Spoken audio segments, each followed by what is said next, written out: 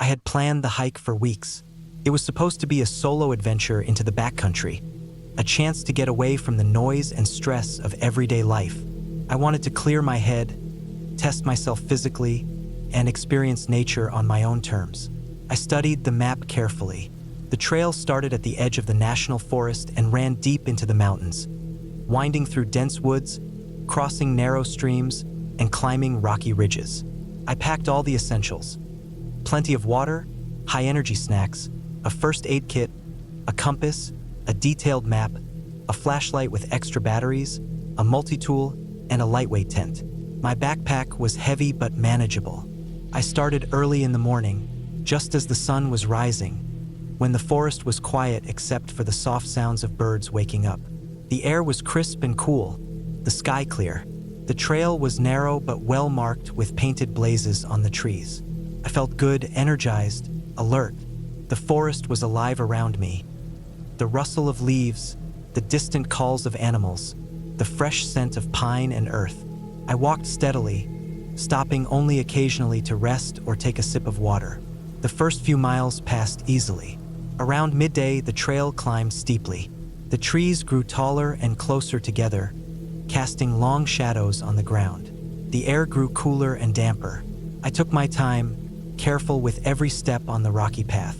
My legs burned from the effort, but I pushed on. At the top of the ridge, I paused to look out over the valley below. The view was breathtaking. Rolling hills covered in green, a ribbon of river shining in the sunlight, distant mountain peaks capped with snow. It felt like the kind of place where few people ever came. I continued along the ridge, the trail now less worn and more rugged. Fallen logs and tangled roots forced me to slow down and watch my footing.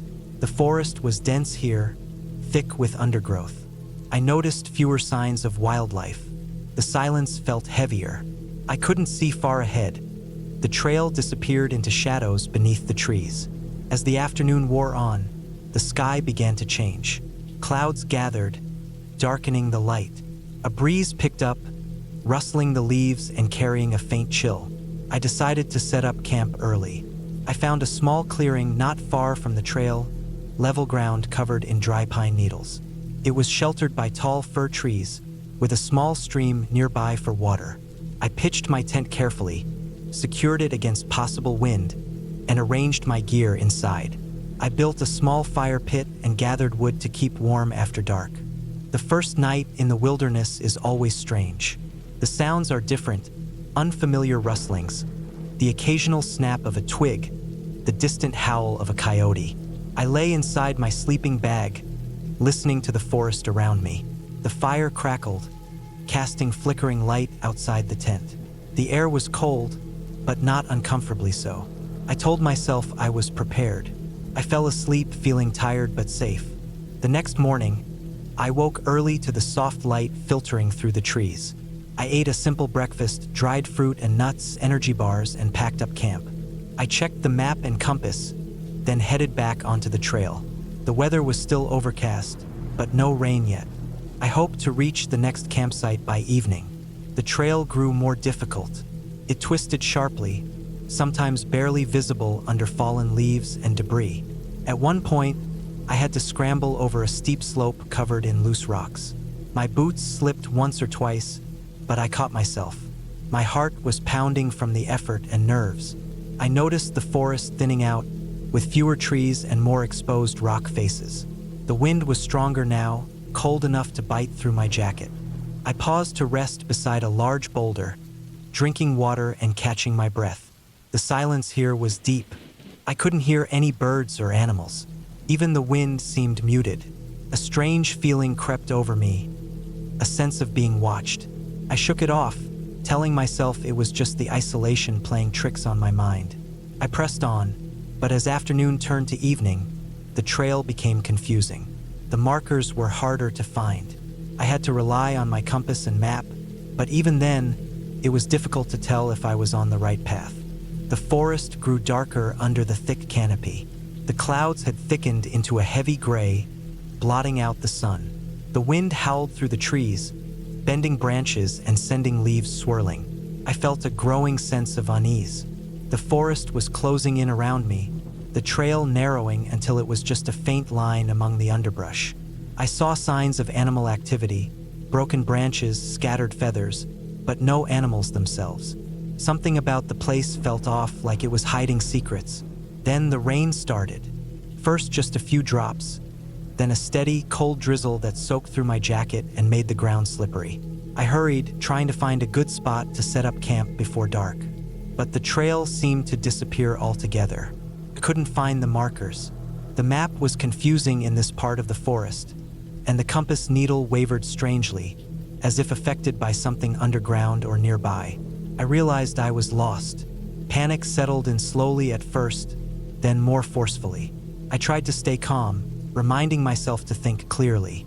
I stopped walking and took a deep breath. I checked my supplies. Water was running low, food was limited, and my phone had no signal. The flashlight batteries were still good, but it was too early to turn it on. I chose a direction that seemed most likely to lead back to the main trail, based on the sun's position before the clouds had thickened. I moved carefully, stepping over wet roots and rocks. The forest was a maze. Every tree looked the same. Every shadow seemed to shift as the fading light dimmed. Hours passed. The rain did not stop. My clothes were soaked, my boots heavy with mud. My legs were stiff and aching. I stopped again to rest, leaning against a tree trunk. I tried to ration my water, but my mouth was dry and cracked. I knew I couldn't keep this up much longer. Night was falling fast, darker than before because of the clouds and thick canopy. I used my flashlight to scan the area, but all I saw were trees stretching endlessly in every direction. No path, no clearings. I found a spot that seemed relatively flat and sheltered from the worst of the wind. I set up my tent as best as I could, despite trembling hands and cold fingers. Inside, the darkness felt suffocating. The tent fabric rustled in the wind. My mind raced with thoughts of what could happen if I didn't find my way out soon. Sleep came in short, restless bursts. Every noise outside startled me. A branch cracking, an animal moving, the rain pounding harder on the canvas. I kept my knife close and my flashlight within reach. The next day was a blur of wet trees and mud. I tried to follow the direction I thought was right, but every step felt heavier. My feet ached from the cold and damp. Hunger gnawed at me. My water supply was nearly gone. I remembered the emergency whistle in my pack and blew it several times, hoping for a response. Nothing. No echo, no distant voice. Just silence. By late afternoon, my energy was nearly gone. I sat down on a mossy rock, head in hands. I realized I was dangerously close to giving up. But then, as if by chance, I spotted something. A small trail marker on a tree, half covered in moss but still visible. A faint trail led away from the thick forest toward a more open area. I forced myself to stand and follow it, step by step, not daring to hope but desperate for any sign of civilization.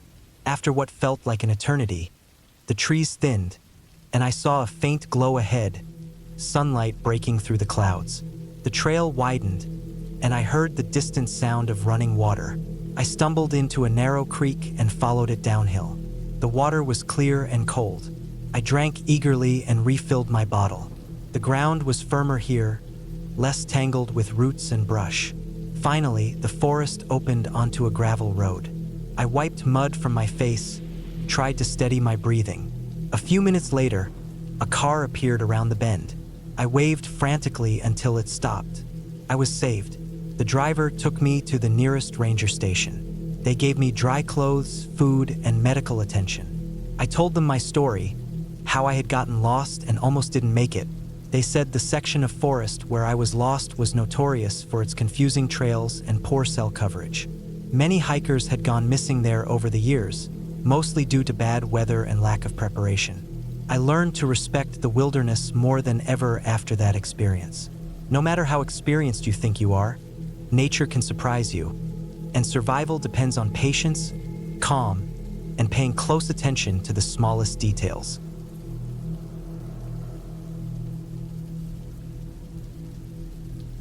I've always liked hiking alone. There's something about being out in the wilderness, away from the noise of the city and people's problems, that makes me feel calm. I like the sound of the wind in the trees, the crunch of leaves underfoot, and the smell of pine mixed with wet earth. It's peaceful, but sometimes nature can surprise you in ways you don't expect. This story is about one of those times when everything that felt safe suddenly turned into something terrifying. I started early that morning, just after dawn. The sky was still light blue with hints of pink near the horizon. I parked my old truck at the trailhead of a less-known path in a forested mountain area about 2 hours from town. The trail was supposed to be about 8 miles round trip, mostly uphill the first half, then downhill back to the start. I chose it because I wanted a challenge, and it was away from the popular spots crowded with weekend hikers. The air was cool but fresh. I wore my usual hiking gear: sturdy boots, jeans, a long-sleeve shirt, a light jacket, and a backpack with water, snacks, a first aid kit, a map, and a compass. I double-checked the compass against the map and started walking on the dirt path that wound between tall fir trees and bushes. The ground was soft from the rain a few days before, and small puddles reflected the morning sky. First, everything felt normal. Birds chirped overhead. A squirrel darted across the trail, and I stopped to watch it disappear into the underbrush. The path was narrow but clear, with fallen leaves and pine needles making a soft carpet. I kept my pace steady, breathing deeply and enjoying the solitude. After about an hour, the trail began to climb more steeply. I reached a small clearing with a rocky outcrop overlooking a valley below. The view was breathtaking. Rolling hills covered in forest as far as the eye could see, with a river glinting in the sun like a silver ribbon. I took out my water bottle and drank slowly, feeling the cool liquid soothe my dry throat. I took a moment to rest and looked around for any signs of other people. There was no one else in sight. The trail continued up the slope, and the forest grew denser. The trees were taller, and their thick branches blocked out much of the sunlight. The air was cooler here, damp with the smell of moss and decaying leaves. I noticed that the path had fewer footprints and looked less traveled. That was fine with me. I liked feeling like I was really out there in nature, away from everything. After another 2 hours of steady climbing, I reached the highest point on the trail. It was a small ridge with a flat area covered in rocks and low shrubs. The wind was stronger here, blowing cold against my face. I stopped again to take a break, checking my map and compass. According to my calculations, I was about halfway through the hike. I had enough water and snacks to continue. As I rested, I thought about turning back, but the sky was clear, and I felt good. The idea of reaching the end of the trail and then returning through the forest excited me. I packed up and started down the other side of the ridge. The path here was steeper and rockier, with loose stones making footing tricky. I slowed my pace, watching each step carefully. The forest on this side was different. There were fewer fir trees and more oaks and maples with colorful leaves. The ground was covered in thick layers of leaves that made soft noises under my boots. I liked the change in scenery. I kept my eyes open for wildlife, but saw only a few birds and the occasional rustle in the bushes. After about an hour going downhill, I realized something felt off. The path had become narrower and less distinct. Some places looked like animals had crossed rather than people. The forest was quieter, almost too quiet. I stopped to listen and noticed there were no birds singing anymore. No squirrels running, just silence. I checked my compass again. According to my map, the trail should curve to the right and follow a small stream, but I didn't hear any water. The trees around me were close together, their branches thick and tangled. The sun was still up, but the forest seemed darker. I decided to keep going, trusting the compass, but after another 20 minutes, the trail disappeared completely. I looked around carefully. There were no markers or signs, just trees and undergrowth. I felt my heart speed up. I tried to stay calm. I took out my map and compass and checked them again. The compass pointed roughly southeast. I figured if I kept walking that way, I would eventually find the stream or a road. I started walking through the forest, pushing branches and stepping over roots. The ground was uneven and covered in moss and fallen leaves. The smell was stronger here, wet and earthy, with a hint of something else. It made me uneasy, but I told myself it was just the smell of dead plants. As I walked, I noticed broken branches on the ground, as if something big had passed through recently. I thought maybe deer or bears. I had read about bears in this forest, but I didn't see any tracks that looked fresh enough. Still, I kept my backpack ready, my hands near my pocket knife, just in case. The sun began to lower in the sky.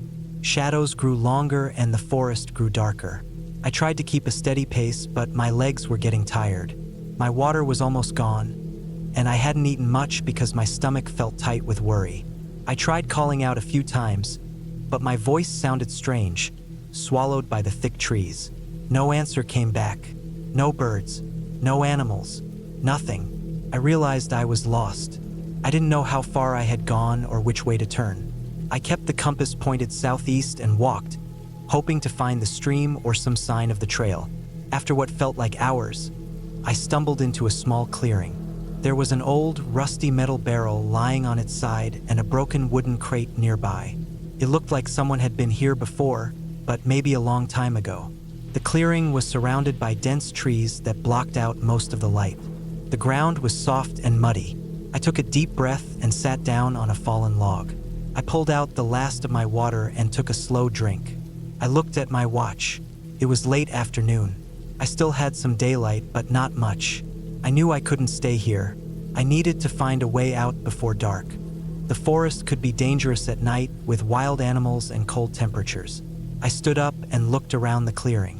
There was a faint path leading away from it, covered with leaves but slightly clearer than the surrounding forest. I decided to follow it. The path was rough and uneven, winding between thick trees and bushes. I walked carefully, stepping over roots and rocks. The air grew colder, and I felt a chill run down my spine. Suddenly, I heard a noise behind me, a low rustling, like something moving through the bushes. I froze. My heart pounded loud in my chest. I waited, holding my breath, but the sound stopped. I told myself it was probably just a small animal, a rabbit or a raccoon, but the silence after felt heavier, like the forest was watching me. I kept moving, but I started to feel watched. Every shadow seemed to shift. Every crack of a twig made me jump. After another hour of walking, the path ended at a small stream. The water was clear and cold. I knelt down and drank some water from my bottle. Then from the stream itself, careful not to swallow any dirt. I looked around. The stream flowed downhill and seemed to lead toward a wider river I had seen on the map near the trailhead. I decided to follow the stream, hoping it would lead me out.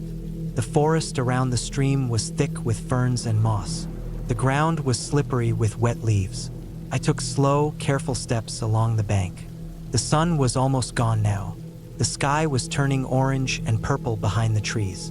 I knew I had to find shelter soon or risk freezing in the night. I kept moving downstream. After a while, I spotted a fallen tree that formed a natural bridge over the water. I crossed it carefully and saw a small cave entrance partially hidden by bushes. I thought about going inside for shelter, but the cave was dark and smelled like damp earth and something else, maybe animals.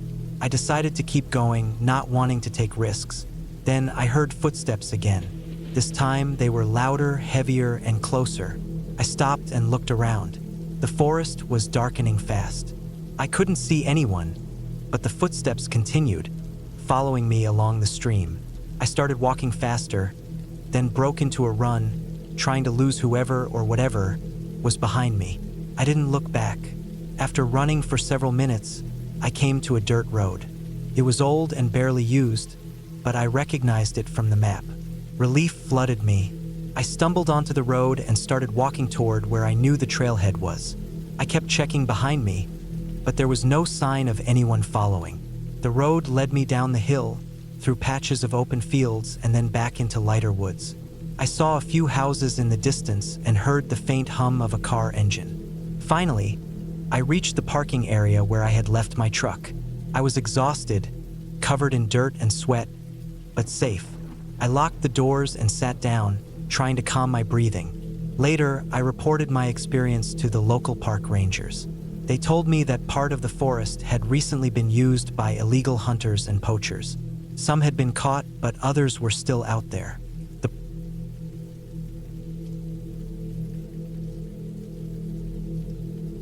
I had planned this hike for weeks. It wasn't just any hike. It was one I had never tried before, a trail that wound through the dense forests of the northern mountain range. I had read about it in some old hiking forums, and the maps showed it as remote, rugged, and not very traveled. That was exactly why I wanted to do it. I liked the challenge, the solitude, and the chance to be alone with nature. No phones, no people, just me and the wilderness. The morning I left, the air was cool and sharp. The sky was clear, and the sun was just beginning to rise above the jagged peaks in the distance. I packed my backpack carefully, making sure I had enough food, water, a first aid kit, and a basic survival set: compass, lighter, knife, flashlight. I was prepared for a 2-day hike with a small tent and a sleeping bag. I also carried a GPS device, although I wasn't entirely sure it would work so far in the backcountry. I parked my car at the trailhead and double-checked my gear before setting off. The first few miles were easy. The trail was wide and well-marked, and the forest was alive with birdsong and the rustle of small animals. I felt good, energized. The weight of the pack was a little heavy but manageable. I kept a steady pace, breathing the cool, clean air deeply. As the day wore on, the trail became less clear. The signs were old and faded, some were missing entirely. I found myself having to pay close attention to the GPS and the map. The trees grew thicker, blocking more of the sunlight, and the underbrush became dense. Branches scraped my arms and legs as I pushed through. The ground was uneven, rocky in places, and I had to watch each step carefully. Around late afternoon, I reached a small clearing with a creek running through it. I sat down on a large rock by the water and took out my water bottle to refill it. The creek was cold and clear, and the sound of the running water was soothing after the rough terrain. I ate some trail mix and rested for a while. I checked my map and GPS. I was exactly where I thought I was supposed to be. The next part of the trail led up the side of a ridge. It was steep and slippery with loose stones. I moved slowly, using my trekking poles to steady myself. The wind had picked up, and the temperature dropped as I gained altitude. By the time I reached the top, the sun was low in the sky, casting long shadows through the trees. I decided it was time to set up camp. I found a small flat spot near some pine trees. It was sheltered and close to the edge of the ridge, giving a great view of the valley below. I pitched my tent carefully, making sure it was secure against the wind. I gathered some dry wood for a fire and started it with my lighter. The flames flickered and crackled, and I warmed my hands by the fire as I prepared a simple dinner of dehydrated stew. The night was quiet except for the occasional call of an owl or the rustling of small animals in the bushes. I felt safe in my tent, wrapped in my sleeping bag, but I didn't sleep well.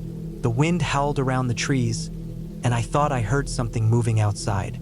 I told myself it was probably just deer or other wildlife. After all, I was in their home. The next morning, I woke early, feeling stiff and sore. I ate a quick breakfast and packed up camp. The plan was to finish the loop and return to my car by evening. The trail led down from the ridge into a thick forest. The trees were older here, with moss hanging from their branches and ferns covering the ground. As I walked, I noticed the trail was even less defined. The forest was dense and dark, with patches of sunlight breaking through the canopy. The ground was soft with fallen leaves and pine needles. I felt a strange quietness here, no birds, no insects. It was almost too quiet. I kept moving, trying not to think about it.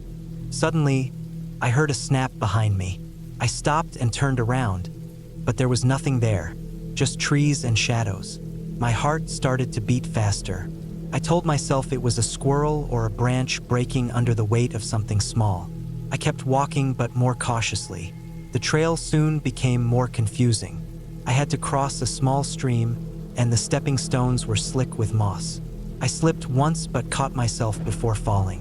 I looked at the GPS. The signal was weak, flickering on and off. I realized I might be losing my way.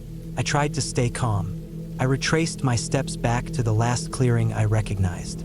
But when I got there, the markers I had seen before were gone or obscured. The forest seemed to be swallowing the trail. The trees grew closer together, the bushes thicker. I couldn't find any clear path. Panic started to rise in me.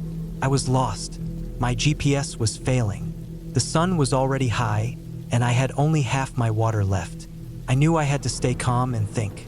I decided to head downhill, hoping to find a stream or a road, but the terrain was rough, with steep slopes covered in loose rocks and fallen branches.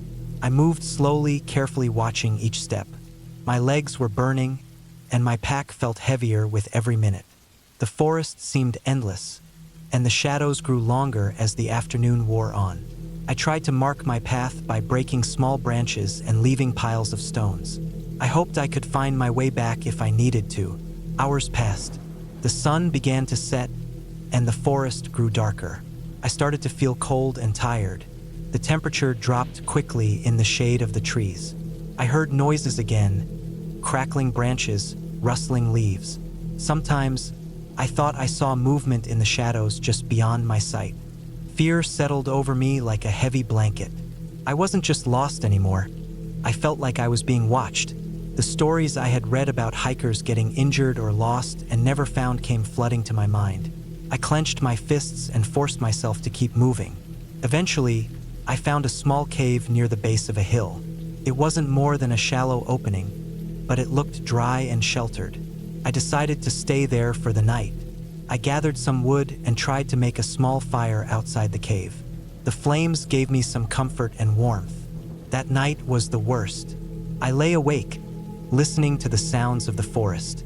The wind moaned through the trees, and I thought I heard animals moving just beyond the firelight. I felt the weight of loneliness and fear pressing down on me. I didn't know if anyone would find me. I didn't even know where I was. The next morning, I made a plan. I would follow the stream I had crossed earlier, hoping it would lead to a river or road. Water usually leads to civilization. I packed my things and started out. The stream was small and winding, hidden beneath the thick trees. I had to jump across rocks and crawl under branches. My clothes were wet from dew and sweat. The sun was higher, and the forest felt less oppressive, but I was still scared. After a long time, I heard the sound of rushing water. The stream had joined a larger river. I felt hope. I followed the riverbank, looking for signs of a trail or human activity. I found a plastic bottle caught in some bushes and a piece of torn cloth. Someone had been here before me. I kept walking, and eventually, I saw a dirt road in the distance. I ran toward it, shouting and waving my arms. No one answered, but I could see tire tracks. I followed the road until I saw a parked truck near a small ranger station. I was exhausted, hungry, and dirty, but I was safe. The ranger took my information and gave me water and food. They said the area I had been hiking in was known for being difficult and easy to get lost in. They told me I was lucky to have made it out. In the end, I learned how easy it was to underestimate nature.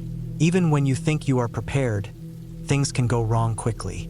The forest doesn't care about your plans or your confidence.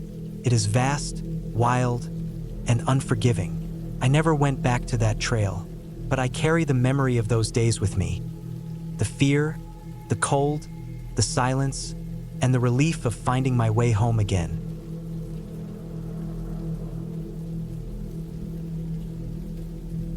I had always liked hiking alone. There was something about walking through the wilderness without anyone else around, just me and the sound of my own footsteps on the trail. I liked the quiet.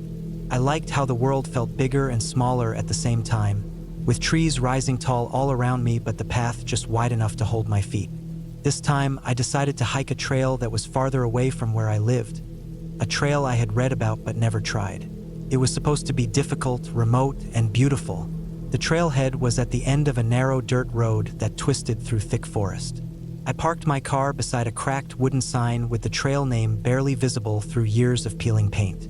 The air was cool and smelled like pine needles and damp earth. I put on my backpack, checked my gear, and started walking down the path. At first, the trail was easy, soft underfoot, covered in fallen leaves and small branches. The trees were tall, mostly fir and spruce, with thick trunks and dark green needles. Sunlight filtered through the canopy in thin shafts that moved as the wind shifted the branches. I noticed small animals scurrying in the underbrush, squirrels, chipmunks, and birds flitting between trees. The sounds of the forest were peaceful. The occasional call of a distant bird echoed softly. The trail began to climb steadily. The dirt turned rocky and roots crossed the path like natural steps. I felt my heart rate pick up as I pushed upward, breathing heavier. The air grew cooler and fresher. I took breaks, sitting on boulders or leaning against trees, drinking water from my bottle, and eating snacks. I always kept a good pace, slow and steady. After about 2 hours, I reached a small clearing. The trees opened up to reveal a steep drop-off. Below, I could see a narrow river winding through a deep valley. The water sparkled in the sunlight. Mist rose where the water crashed over rocks and small waterfalls. I sat there for a long moment, taking it all in. The silence was almost complete here, broken only by the sound of water far below. I checked my map. I was on the right path. The next section was supposed to be more challenging, crossing some ridges and rocky terrain. I packed up and moved on. As the day wore on, the trail got rougher. The rocks were jagged and uneven. I had to watch my footing carefully to avoid twisting an ankle. At one point, the trail narrowed to a barely wide ledge on the side of a steep hillside. The drop on the downhill side was hundreds of feet. My heart pounded as I moved slowly, pressing close to the rock wall on the uphill side, using my hands to steady myself. I could feel the tension growing. It was nothing dangerous yet, but the kind of fear that sharpens your senses. The wind picked up here, whistling through the pines. Clouds started to gather overhead, turning the sky gray and heavy. I checked my watch. I had been hiking for 6 hours now. The sun was beginning to lower behind the mountains. The trail twisted upward to the ridge, where the trees thinned out and rocks stretched across the ground. I felt exposed and small here, with only the vast sky above me. The clouds were thickening. I thought about turning back, but I wanted to reach the summit before dark. Suddenly, I heard a sound that froze me in place. A sharp rustling, not far off the trail but hidden behind a cluster of bushes. I stopped breathing, listening carefully. The noise was soft but repeated. Crack, crack, snap of twigs. It was the sound of someone or something moving through the brush. I scanned the area but saw nothing. No animals, no movement.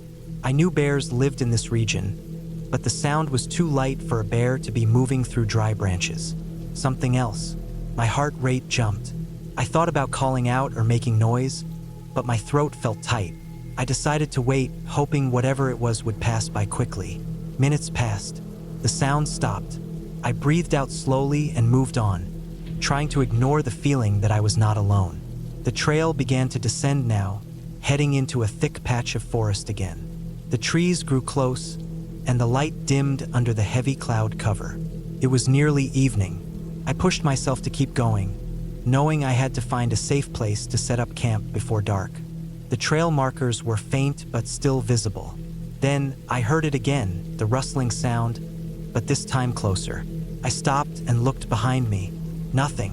I walked a few steps, then froze when I heard a twig snap directly to my left. I turned quickly, but the shadows between the trees were empty. My skin prickled. I reached for my hiking pole and gripped it tightly. The sound of footsteps started again, now matching my pace but hidden in the shadows. Panic rose inside me. I moved faster, trying to keep calm and steady. I scanned ahead and saw a flat spot just off the trail, where I could set up my tent. If I could get there quickly, I could lock myself inside and wait for morning. I broke into a run. The footsteps behind me sped up too. My breath came in ragged gasps. My legs burned from the long day of hiking, but I forced myself to sprint. The trail was uneven, and I stumbled once or twice but kept going. Finally, I reached the clearing. I dropped my pack and scrambled to set up my tent as fast as I could. The footsteps stopped. I held my breath, listening. Then I heard a low growl. A bear. I froze, heart pounding so hard it felt like it would burst.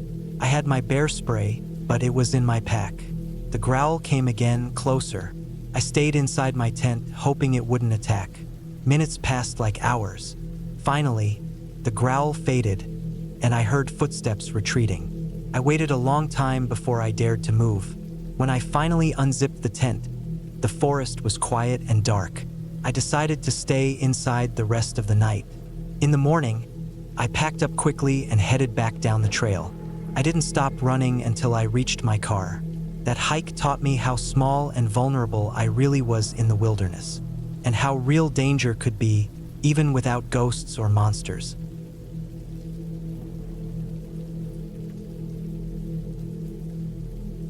I set off early in the morning, before the sun was fully up, from the small trailhead parking lot where only a few cars were parked.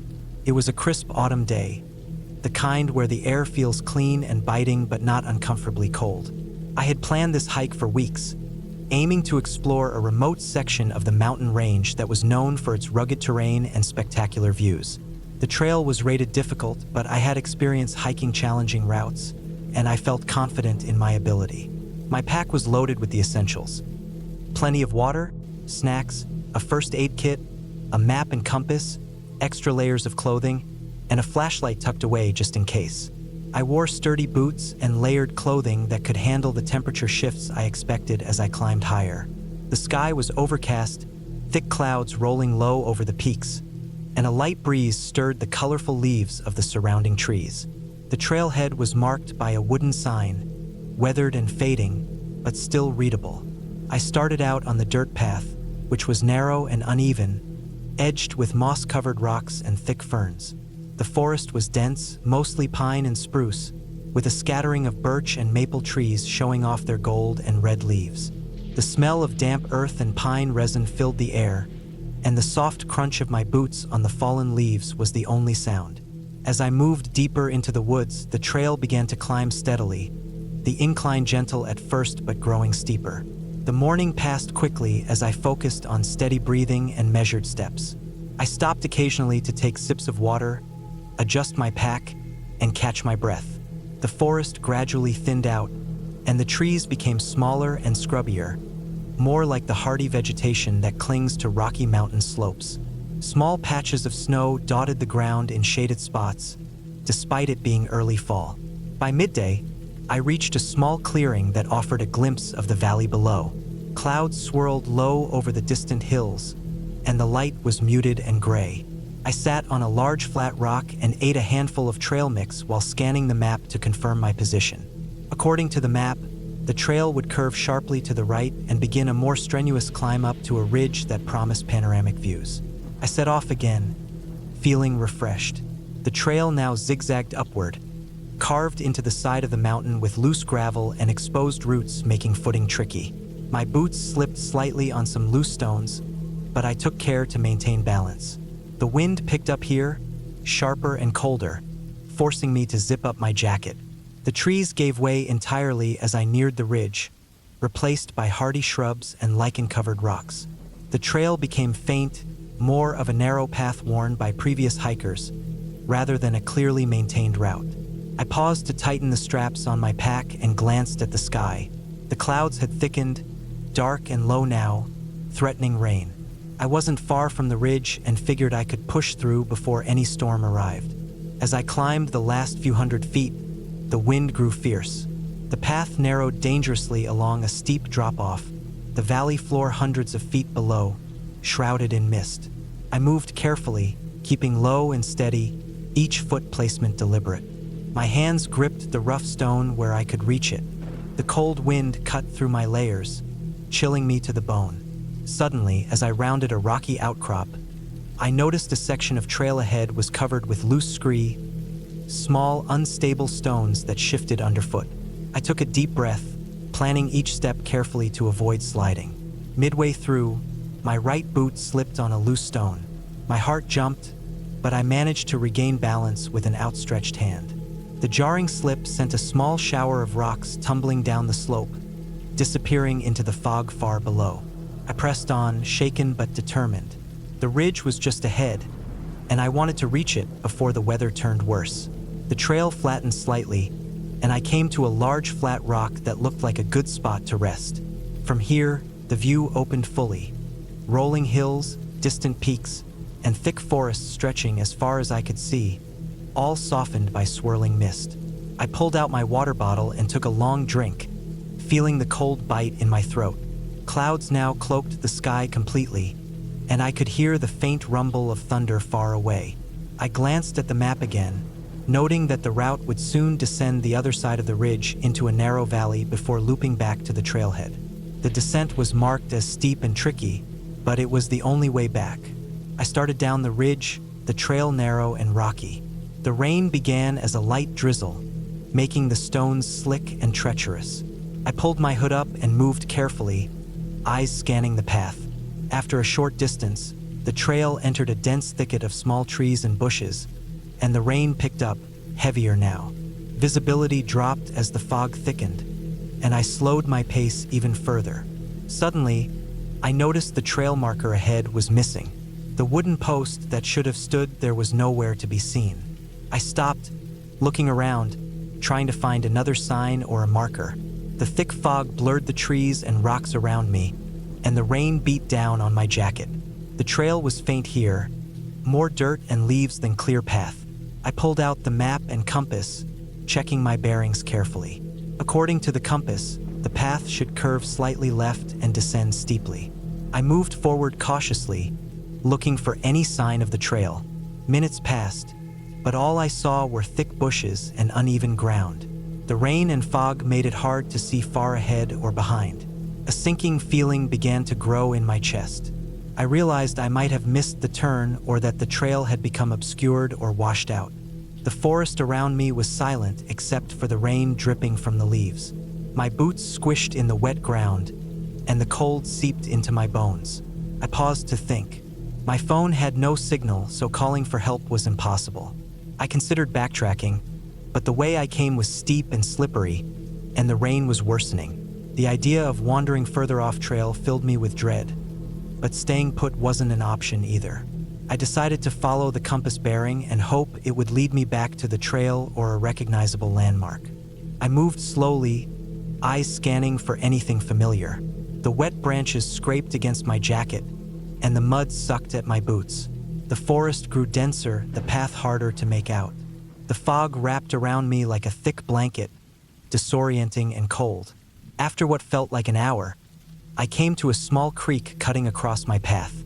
The water was rushing fast from the rain, swollen beyond its usual size. I had to cross it to continue in the right direction. The stones in the creek were slick and shifting, and the water was icy cold. I balanced carefully, using my trekking poles to steady myself as I stepped across. My boots got soaked, chilling me even more. On the other side, the ground sloped upward steeply into a rocky hill covered with low shrubs and scattered boulders. I climbed, muscles burning and heart pounding, desperate for some high ground to get a better look. At the top, I scanned the foggy landscape. The forest stretched out below, a patchwork of dark green and brown. There was no sign of a trail or human presence. The rain slowed to a mist, and the fog began to thin slightly. I spotted a distant ridge line that I hoped was part of the main trail, but it was too far to reach without a clear path. I felt trapped between the mountain and the valley, unsure which way to turn. I settled down behind a large boulder to rest, pulling out my emergency blanket from the pack. The cold was unbearable, and I wrapped it around my shoulders, trying to conserve heat. The silence of the mountain was overwhelming, broken only by the occasional drip of water from the trees and the distant rumble of thunder. I tried to focus on staying calm, running through survival priorities in my mind. Shelter, warmth, water, signaling for help. I had water, but no reliable shelter or way to signal. My clothes were soaked through, and the temperature was dropping. Nightfall was coming, and with it, much colder conditions. I considered my options again. Staying put meant I could conserve energy and hope someone would find me, but the chances were slim given the remote area and poor visibility. Trying to descend the mountain in the dark was dangerous but might be my only hope. As darkness fell, I gathered dry leaves and twigs under the boulder and managed to start a small fire with the matches in my kit. The flickering flames brought a small sense of comfort and warmth, and I kept them going as long as I could. I huddled close, my teeth chattering despite the fire. Sleep was impossible. I lay awake through the night, listening to the wind howl and the occasional distant crack of falling branches or rock slides. Every shadow seemed alive, but I reminded myself there were no ghosts here. only the wild mountain. At first light, I packed up and prepared to move. The fog had lifted a bit, revealing more of the terrain. I decided to try heading downhill towards the distant ridge I had seen, hoping it connected to a known trail. The ground was slick with mud and leaves, and I slipped several times, scraping my hands on rocks. Hours passed as I slowly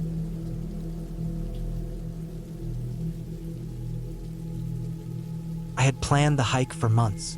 I was not an expert by any means, but I had done a few long-day hikes before, and I was confident I could handle this one. The trail was supposed to be remote but manageable, a chance to get away from the noise of the city and the constant buzz of daily life. It was the kind of escape I needed badly, the kind where you can feel the air change and the quiet settle into your bones. I packed my backpack the night before. Water, extra food, a first aid kit, a flashlight, some matches, a map, and a compass, all the basics. I also brought my phone, though I knew it wouldn't have signal once I was deep in the woods. I double-checked everything, laid my clothes out, and went to bed early, hoping to get a good start the next morning. The sun was just beginning to rise when I left the small parking area near the trailhead. It was early enough that there were no other cars around, and the air was cool and fresh. The forest was already alive with the sounds of birds and insects, but the path ahead looked quiet, empty. The trail was narrow, dirt-packed and winding, lined by tall trees that seemed to lean over it like old guardians. The leaves rustled in the breeze, and the occasional crack of a twig underfoot echoed in the stillness. I walked at a steady pace, enjoying the steady rhythm of my feet on the path, the way the light shifted as the sun rose higher. For the first few hours, everything felt normal. I stopped every so often to take a sip of water or snap a photo of a patch of wildflowers or a squirrel darting through the underbrush. The trail climbed gently in places and flattened out in others, and the views opened up to reveal rolling hills and a distant river winding through the trees. It was peaceful and beautiful, exactly what I had hoped for. But as the day wore on, things began to change, slowly at first. The forest grew denser, the trees thicker and closer together. The light dimmed under the canopy, and the trail narrowed even more. At one point, I had to duck under a fallen branch and step carefully around a patch of thorny bushes. My legs grew tired, but I kept moving, telling myself I was close to the halfway point. I checked my map and compass more often now. The path was harder to follow. There were sections where the dirt trail was almost completely covered by fallen leaves and pine needles. In some places, the trail markers had faded or were missing altogether. I felt a slight prickle of worry but pushed it aside.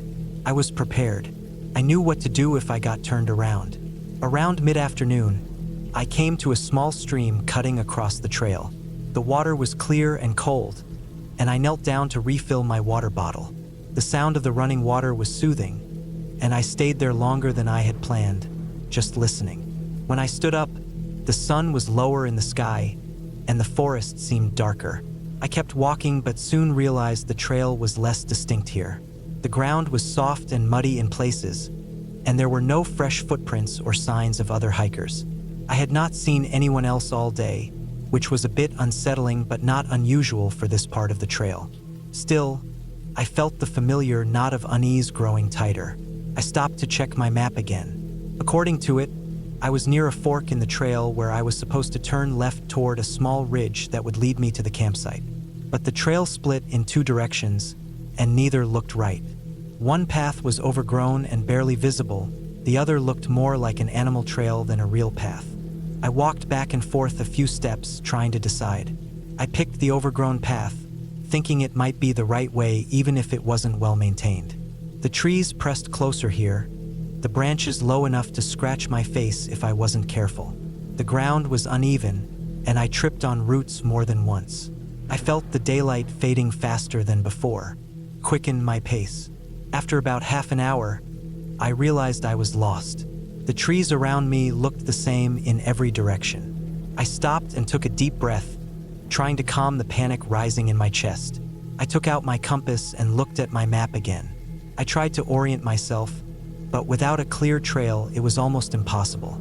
I remembered the advice I had read in hiking guides. Stay put if you're lost, conserve your energy, and wait for help if you can. But I had no signal on my phone, no way to call anyone. The nearest road was miles away, and I had no idea which way to go. I decided to backtrack the way I came.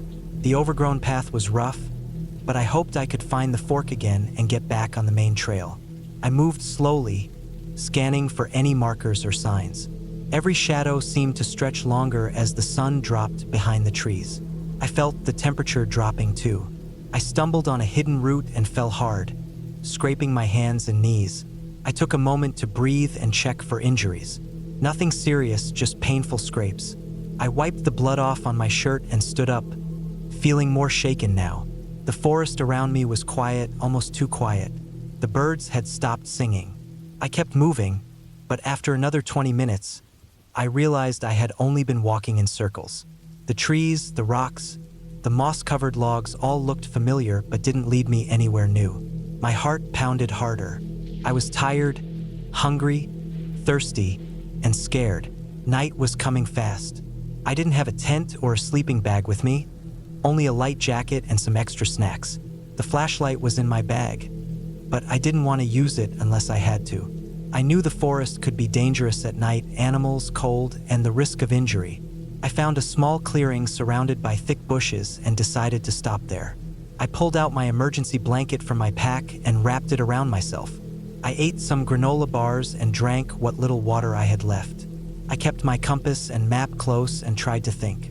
I thought about my family and friends, about work and all the things waiting for me back home. I thought about the choices that brought me here, into this quiet and dark forest, alone and lost. The night settled in completely. The sky was a deep black, and the stars were hidden behind clouds. The only sounds were the occasional rustle of leaves and the distant howl of some animal. I stayed as still as I could, trying to stay calm and conserve energy. Hours passed. I tried to keep track of time by how cold my fingers were, by how hungry I felt. I knew I had to rest and wait for daylight, but the fear never left me. Every snap of a twig, every whisper of wind, felt like something watching me. When the first light of dawn finally broke through the trees, I felt a small surge of hope. I packed up quickly and tried to figure out my next move. I studied my map again, trying to recognize any landmarks. The forest looked different in daylight, less threatening. I decided to try to follow the stream I had crossed yesterday. Water usually leads to civilization, or at least to a larger river or road. I headed downhill, careful not to slip on the wet leaves or rocks. The sound of running water grew louder, and I felt more confident. After some time, I saw a fallen tree across the stream, and then an old, broken fence. Signs that humans had been here before. I kept moving, crossing the stream carefully, following the bank. I found footprints, old and faint, but footprints. I followed them, hoping they would lead me out. After what felt like hours, I saw a thin column of smoke in the distance. I knew it had to be from a campfire or maybe a small cabin. My heart lifted with hope. I moved faster but carefully, not wanting to lose the trail. When I finally reached the edge of the forest, I saw a small ranger station beside a dirt road. There was a truck parked there and a figure walking toward me. Relief flooded through me, and I called out, though my voice was hoarse and weak. The ranger helped me get warm and gave me water and food. They called for a search party to check the area I had been lost in. I learned later that the trail I had tried to take was closed because of recent storms that had made it dangerous.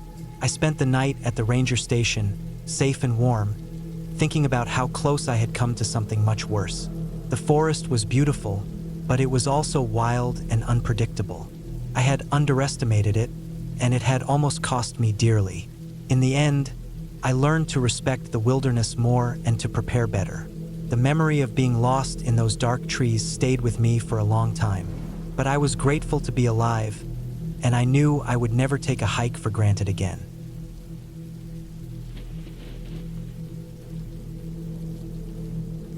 I had been planning the trip for weeks, a solo hike through the remote wilderness of the Cascades, far away from the usual crowded trails.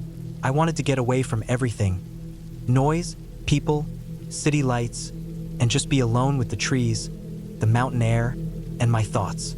The weather forecast said clear skies, no rain for days. It sounded perfect. I packed carefully, My backpack weighed just under 30 pounds, loaded with essentials. A good tent, sleeping bag, enough food for 3 days, water purification tablets, a map and compass, a headlamp, extra batteries, a first aid kit, a multi-tool, and my phone, though I knew I'd likely have no signal deep in the mountains. I also brought a whistle and a small flare, just in case. The first day was peaceful. The trail started easy, winding through tall pine trees and past crystal clear streams. Birds sang overhead. The air smelled fresh and clean, with pine needles and damp earth. I kept a steady pace, stopping now and then to catch my breath or snap photos of a bright red berry bush or a moss-covered rock. By midday, the sun was high, and I found a quiet spot near a small waterfall to eat. The sound of rushing water was calming. I filled my water bottle from the stream after treating the water with purification tablets. I rested longer than planned, lying back on a warm rock, staring at the blue sky through the tree branches. After the break, I continued uphill. The trail got steeper, more rocky. I had to watch my step carefully.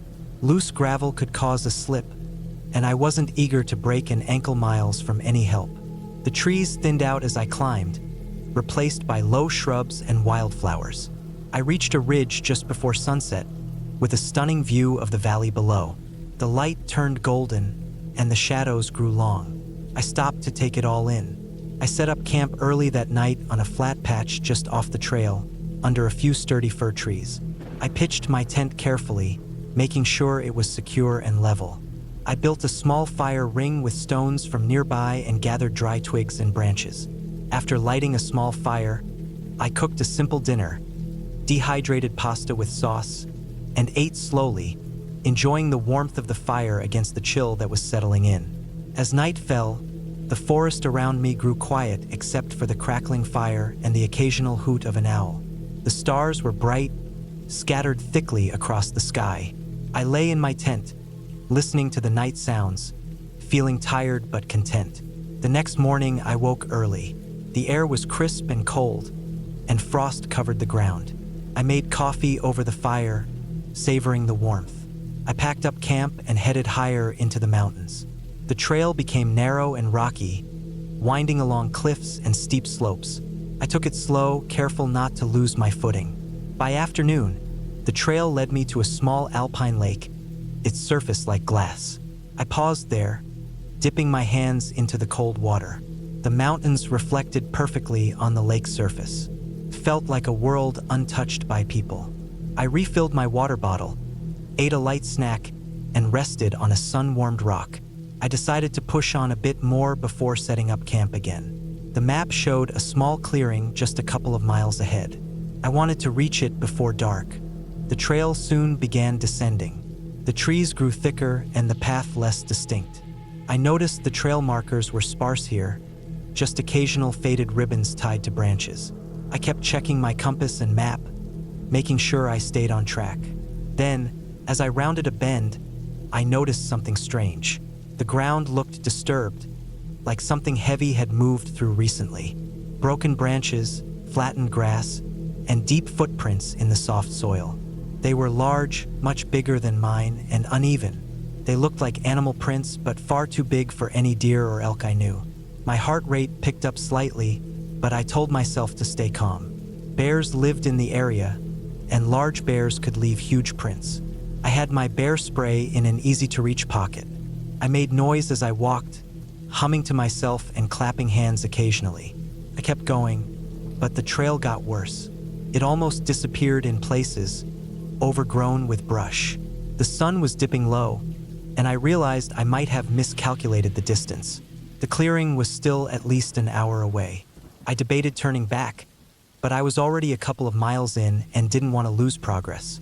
I decided to keep going, but be extra alert. The forest around me grew darker and quieter. Even the birds seemed to have stopped singing. The shadows deepened beneath the tall trees. Then I heard it, a low growl from somewhere up ahead. It wasn't close, but it was definitely there. The kind of growl that made your skin crawl. I stopped immediately, scanning the dense trees. No movement. I took out my bear spray and held it ready. I called out loudly, hoping to scare whatever was there away, but no answer. I turned slowly, retracing my steps to get back to a safer spot.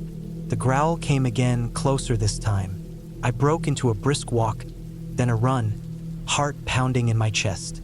The woods felt oppressive, like the trees were closing in. My breath came hard in the cold air.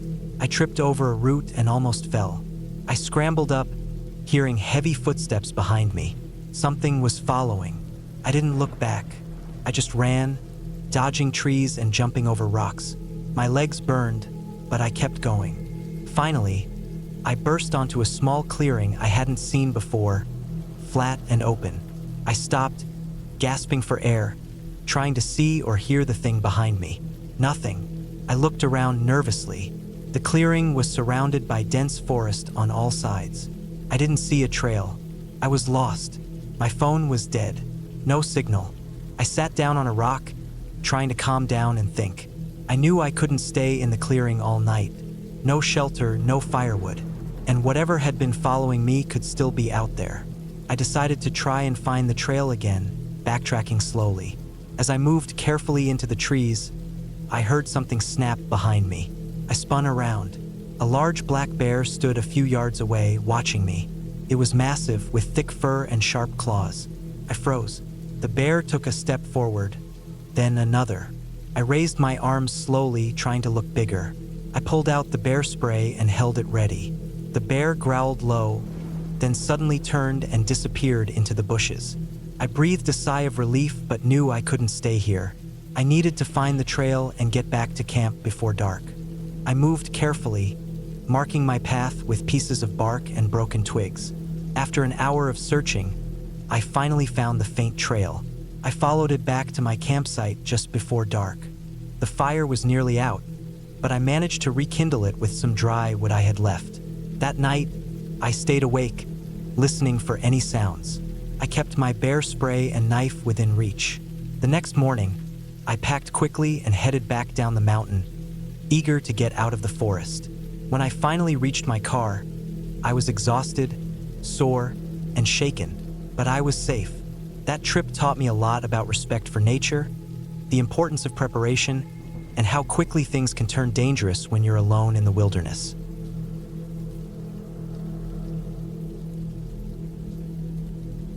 I had planned this hike for months. The trail was deep in the national forest, miles away from any road, marked only on old maps and hiking forums that barely mentioned it. I wanted to challenge myself, to get away from everything, and find a place where I could be alone with my thoughts. The morning started cold and quiet. I packed lightly, just a small backpack with water, some trail mix, a map, compass, first aid kit, and a flashlight.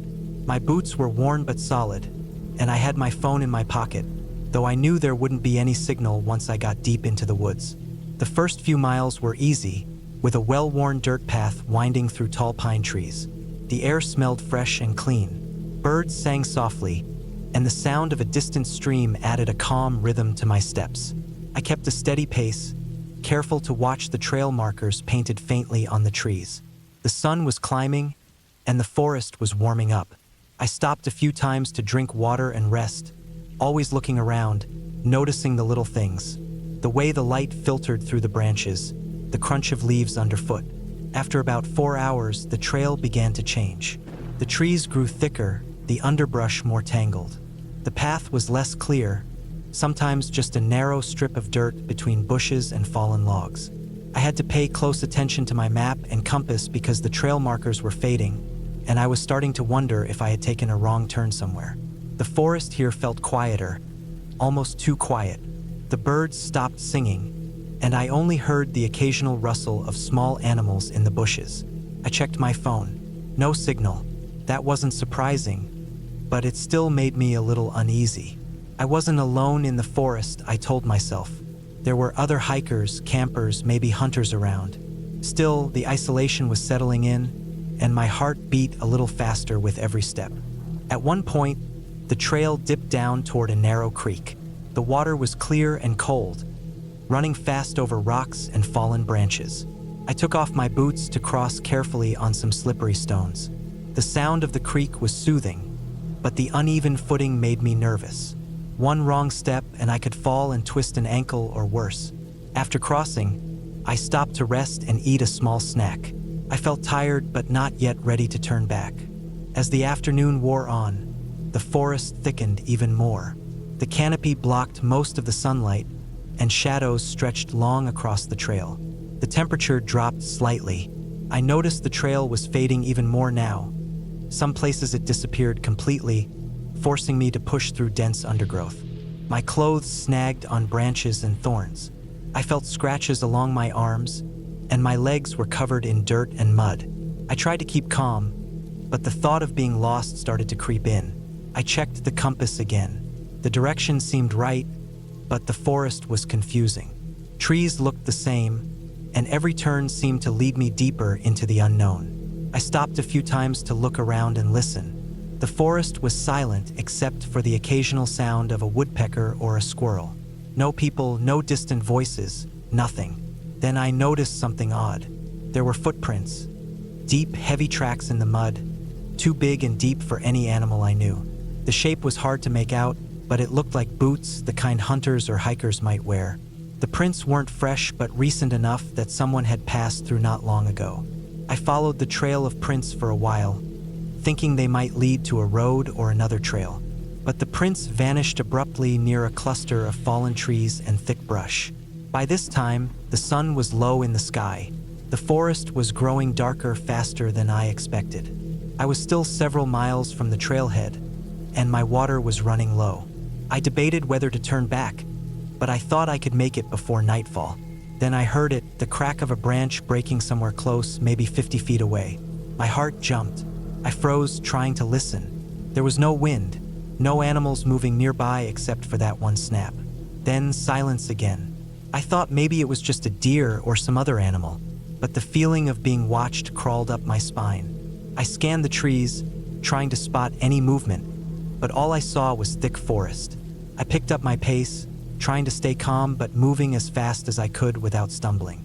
After 10 minutes, I heard the noise again. This time, closer, crack, snap, rustling leaves. Something was moving toward me through the underbrush. I stopped, looked behind, but I couldn't see anything. I pulled out my flashlight and shone it in the direction of the sound. The beam cut through the darkness, lighting up trees and branches, but no sign of movement. My breath came faster. I started walking briskly, turning back toward the direction I believed led out.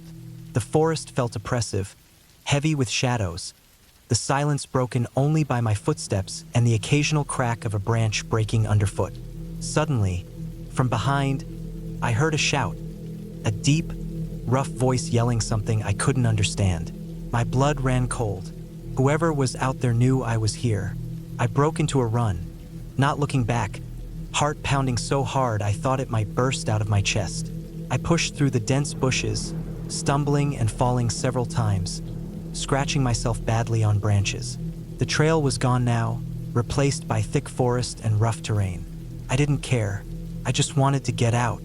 I ran until my legs burned and lungs ached. Then I reached a small clearing and paused, gasping for air. I looked around, trying to figure out where I was. I heard footsteps again, closer this time, fast and heavy. I grabbed a thick stick from the ground, holding it like a weapon, my hands shaking. Then I saw him. A man, tall and rough-looking, wearing dirty clothes and a hat pulled low over his face. His eyes were cold, and he didn't say anything. He just stared. I didn't wait. I swung the stick with all my strength. He blocked it with his arm, grunted, and lunged forward. I fought back, pushing and hitting, but he was stronger. The fight was brutal, raw, and desperate. Somehow, I managed to break free and run again. I didn't stop running until I hit a wider path, and then finally, the sound of distant traffic. I followed it, disoriented and exhausted, until I saw the edge of the forest and a highway not far away. I walked to the road and flagged down a passing car. The driver looked shocked but pulled over immediately. I told him where I had been, barely able to speak. He called the police while I sat on the roadside, shivering and shaking. The police arrived quickly and took my statement. They said the man I fought was a known drifter, dangerous and wanted for several crimes in the area. They searched the forest but didn't find him. After that day, I never went hiking alone again. The forest was no longer a place of peace for me. It was a reminder of how close danger can get, how alone you can be in the wild, and how important it is to be prepared and cautious. I learned that nature can be beautiful but also unforgiving, and that sometimes the scariest things are the ones you don't expect.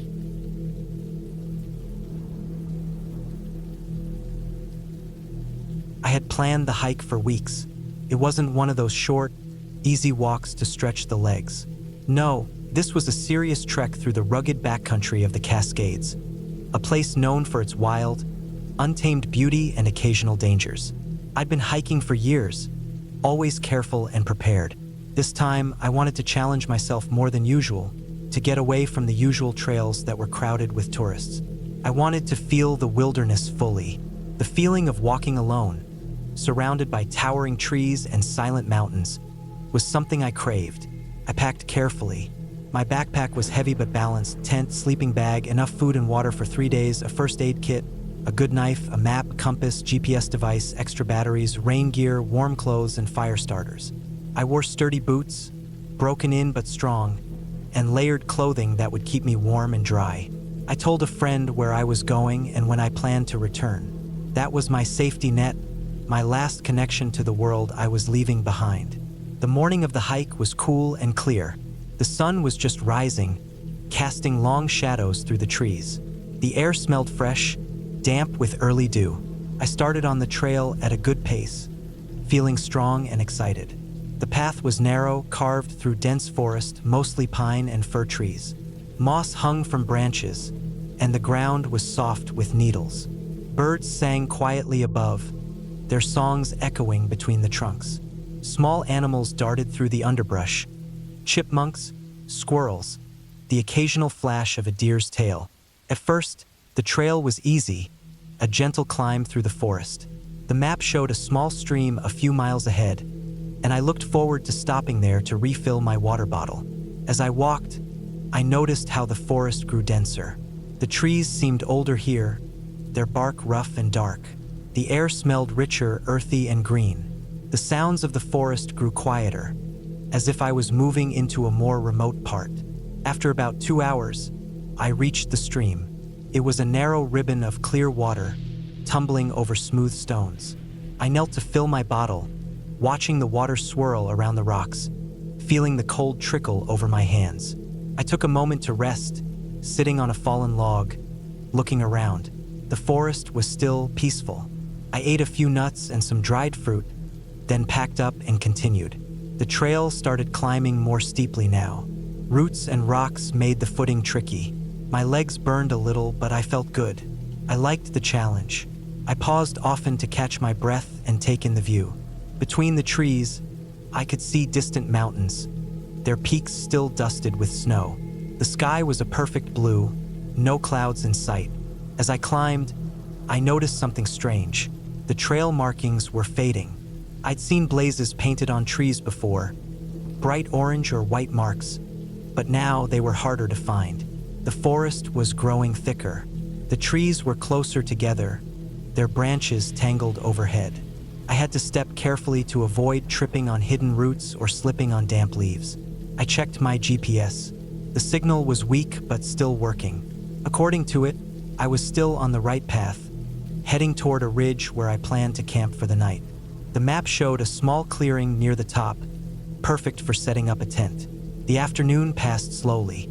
The sun moved lower, and the temperature dropped. I pulled on an extra layer. The trail grew rougher still, with loose stones and steep sections that made me stop and steady myself. I was starting to feel tired, but the thought of a warm fire and rest kept me moving. Then, something happened that unsettled me. I heard a noise behind me. At first, I thought it was just the wind, rustling the branches. But the sound was too deliberate. Crackling twigs, heavy footsteps. I stopped and listened. Nothing. I started walking again, faster this time. The footsteps returned, matching my pace, stopping when I stopped. I felt my heart quicken. I kept walking, not daring to look back. The forest seemed darker now, shadows stretching long across the trail. I tried to stay calm, telling myself it was probably a deer or another hiker. but the thought of someone following me in this remote place made my skin crawl. I reached the clearing near the ridge just before dusk. It was bigger than I expected, a wide patch of grass surrounded by tall trees. I hurried to set up my tent, my hands shaking slightly. I used my headlamp to pitch the tent and arrange my gear inside. Then I gathered firewood, selecting dry branches and twigs. The fire was the only source of light now, flickering and warm. I sat close to it, eating the last of my food, staring into the flames. The forest around me was quiet again, the strange sounds gone, but I couldn't shake the feeling that something was wrong. My eyes kept darting to the tree line, half expecting to see a figure lurking in the shadows. I decided to sleep with my knife close, just in case. I wrapped myself in my sleeping bag, the tent's thin fabric barely stopping the chill. The night was cold, and the stars shone bright above the trees. I listened to the sounds of the forest, owl hoots, the rustle of small animals, the wind moving through the branches. Sleep came slowly. The next morning, I woke before dawn. The fire was reduced to embers, and the air smelled fresh and cold. I packed up quickly, eager to get moving. My plan was to reach the summit and then descend along a different trail that led back toward the parking lot where I left my car. The climb to the summit was steep and challenging. The trail was rocky and uneven. I used my hands to steady myself on large boulders. My legs burned with effort, but the view was worth it. At the top, I looked out over the vast wilderness. The endless sea of green trees, the mountains stretching to the horizon, the rivers and lakes glinting in the sunlight. I stayed there for a while, breathing deeply, feeling the quiet majesty of the place. Then I started my descent. The trail down was less marked than I expected. The map showed a narrow path, but on the ground, it was faint, overgrown with bushes and fallen branches. I followed it as best I could, using my compass and GPS to guide me. Hours passed. The sun climbed high and then began to fall again. My water was running low. The trail grew harder to follow. I stopped to rest often, sitting on rocks, drinking small sips from my bottle. Then I realized something alarming. I had taken a wrong turn. The trail I was on curved away from the direction I wanted to go. I checked the GPS again. My heart sank. I was off the planned route. The forest around me was thick, unfamiliar.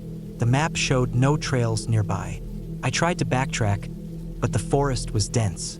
Every step was slow and difficult. The ground was uneven and slippery with moss and wet leaves. I looked for any signs of the trail, broken branches, footprints, blazes on trees, but found nothing. Panic began to creep in. I was lost. I stopped, sat down heavily on a log, and tried to calm myself. I checked my supplies. Food was enough for one more day, water was half gone. I still had my GPS, but the signal was weak and inconsistent. The compass worked, but with no clear trail, it was hard to pick a safe direction. The sun was setting again. I knew I couldn't wander aimlessly in the dark. I decided to make camp. Setting up my tent was harder here. The ground was uneven, full of roots and rocks. I found a small clearing and cleared some space with my hands. I set up the tent quickly, then gathered firewood. My hands trembled as I struck the lighter, trying to get the fire going. Once the fire was burning, I sat close, shivering in the cold night air. My mind raced with fear and regret. I should have stayed on the trail. I should have been more careful. Now I was stuck, deep in the forest with no clear way out. The night was long. Every sound made me jump. The howl of a distant coyote, the rustle of leaves, the snap of a branch. I kept my knife close and the fire burning as long as I could. Morning came, gray and misty.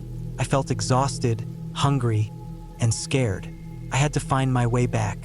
I studied the map again, tried to match the landmarks I could see to what was on paper. I picked a direction that seemed closest to the parking lot and started walking, hoping for the best. The forest was thick, the terrain rough. I stumbled often, scraped my arms and legs on branches and rocks. My water ran lower. My food was almost gone. I tried to stay calm, focused on putting one foot in front of the other. As the hours passed, I heard a distant sound. An engine, maybe? I stopped and listened hard. Yes, it was a vehicle, far away but coming closer. I moved toward the sound, pushing through the brush. The trees thinned, and soon I came to a dirt road. Relief flooded me. I was back on a path. I followed the road, exhausted but determined. Eventually, I saw a truck parked nearby. A man was inside.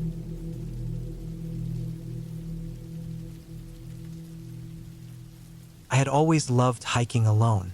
There was something about the silence, the way the forest moved around me, and the fresh air that made me feel alive. It was the perfect way to clear my head after a long week at work.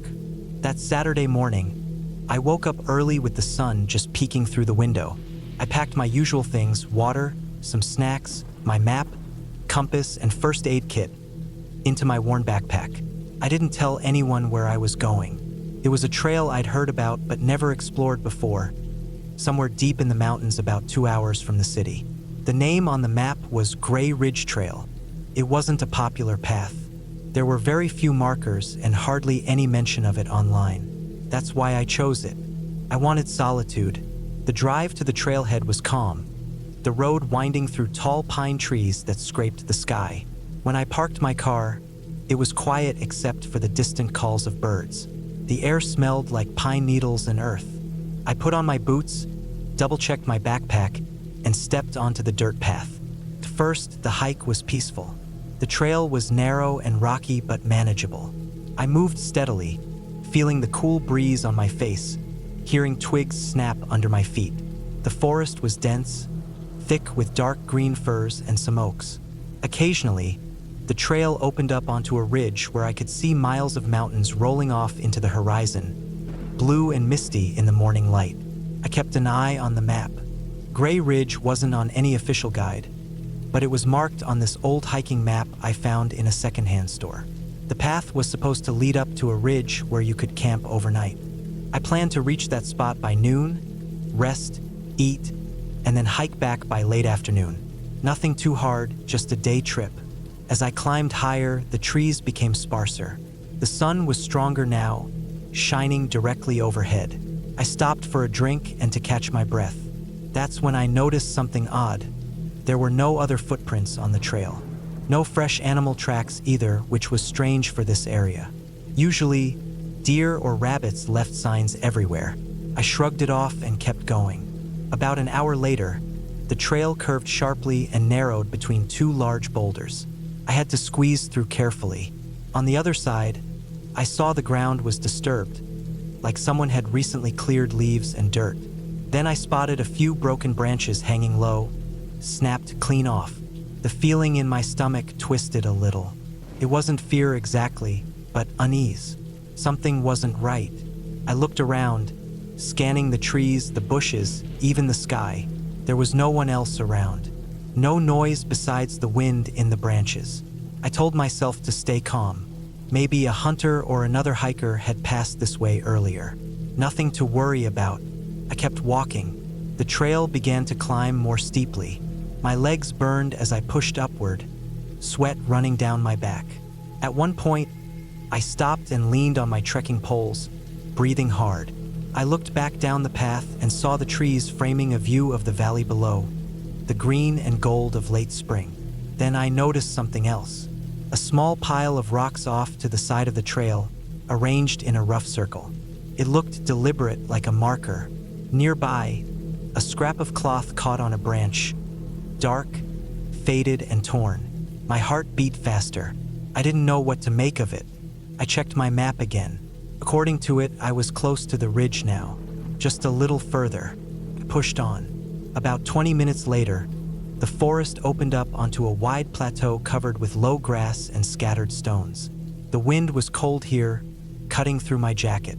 In the center of the plateau was a small fire ring made of stones, with ash inside. Someone had camped here recently, maybe yesterday or 2 days ago, but it wasn't fresh. I felt the hairs on the back of my neck rise. I scanned the area carefully. Nothing moved. The silence pressed in on me. I took a deep breath and set down my pack. I needed to rest and eat something. I found a flat rock and sat down, pulling out a sandwich and some water. I ate slowly, eyes constantly scanning the edge of the forest where the trees began again. I was alone. Then I saw it. Movement in the trees. A shadow flickered behind a trunk. A dark shape slipping between the trees. I froze. My mind raced. Was it a person? An animal? It disappeared as fast as it had come. My heart pounded. I grabbed my backpack and stood quickly. I wasn't staying here long. I packed up and started heading back down the trail, eyes darting everywhere. The feeling of being watched never left. The further I went down, the darker the forest seemed. The sun was starting to drop behind the mountains. I checked my watch, late afternoon now. I was still a couple of miles from the car. I heard a noise behind me, branches snapping, crunching footsteps on leaves. I stopped and listened. The sound stopped too. I kept walking faster. I was sure someone was following me. The path curved sharply, and I lost sight of the open sky. The forest closed in, thick with underbrush. Then I saw the flash of something ahead. A figure crouched beside a tree, just a shadow in the dim light. I moved quickly past it, not daring to look back. My phone was almost dead. No signal. The only thing I could do was keep moving. Suddenly, the path opened onto a small clearing. In the middle was an old hunting cabin, weathered and gray, with windows boarded up. I had no choice. Night was coming fast, and I didn't want to get lost in the dark forest. I approached cautiously and tried the door. It was unlocked. I stepped inside. The cabin smelled like mold and old wood. Dust covered the floor. A broken chair lay on its side. There were no lights, no furniture except a wooden table with some rusty cans on it. I locked the door behind me. The silence was heavy. Outside, the wind picked up. I sat on the floor against the wall, trying to calm down. I thought about the shadowy figure I had seen on the trail. Who were they? Why were they out here? I had no answers. Hours passed. I stayed awake, listening to every noise. Branches scraping against the cabin, distant animal calls, the whistle of the wind. Then, just before dawn, I heard footsteps outside the door. Heavy, slow steps. Someone was standing right outside. I pressed myself against the wall, heart racing. They knocked on the door once. No words. I didn't answer. The footsteps moved away slowly. After what felt like forever, I finally slept, exhausted. In the morning, the sun was bright and warm. I left the cabin quickly, retracing my steps down the trail. This time, I kept my head down and moved fast. No more signs of anyone following me. I made it back to my car by noon. As I drove away, I kept looking in the rearview mirror, half expecting to see someone chasing me. But there was nothing. When I got home, I told a friend about the hike and the cabin, but I left out the part about the shadowy figure and the footsteps outside the door. I didn't want anyone to worry. I never went back to Gray Ridge Trail. I never told anyone exactly where it was. Sometimes, late at night, I still think about that place. About the silence, the watching, and the empty cabin in the woods. And I'm grateful I got out when I did.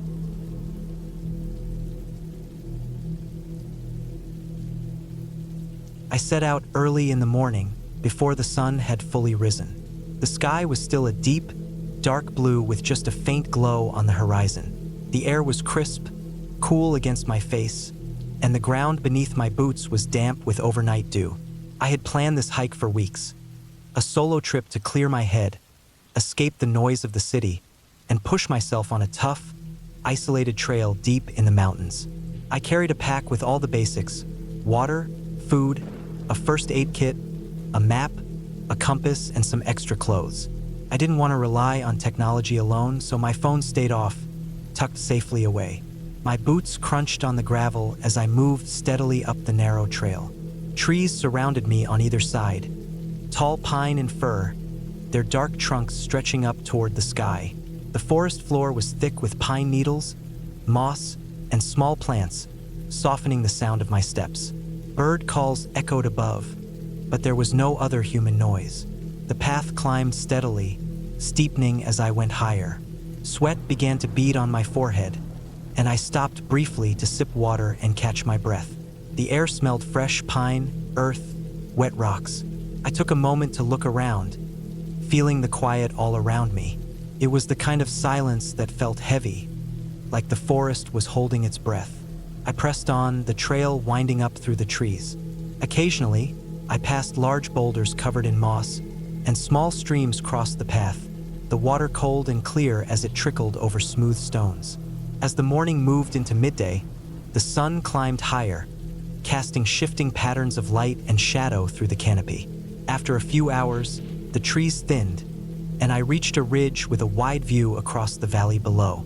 I stopped there, sitting on a flat rock, breathing hard from the climb, looking out over the vast expanse of forest stretching in all directions. The valley was a patchwork of dark green trees and lighter green meadows, with a river snaking through it far in the distance. The sky was a clear blue, with only a few clouds drifting lazily. I ate some of my food, dried fruit and nuts, checking my map and compass. The next part of the trail was less obvious here, marked only by faint blazes on scattered trees and worn spots in the dirt. I packed up and continued, following the ridge as it narrowed and twisted. The ground beneath my boots changed. It was rockier now, with loose stones and patches of gravel.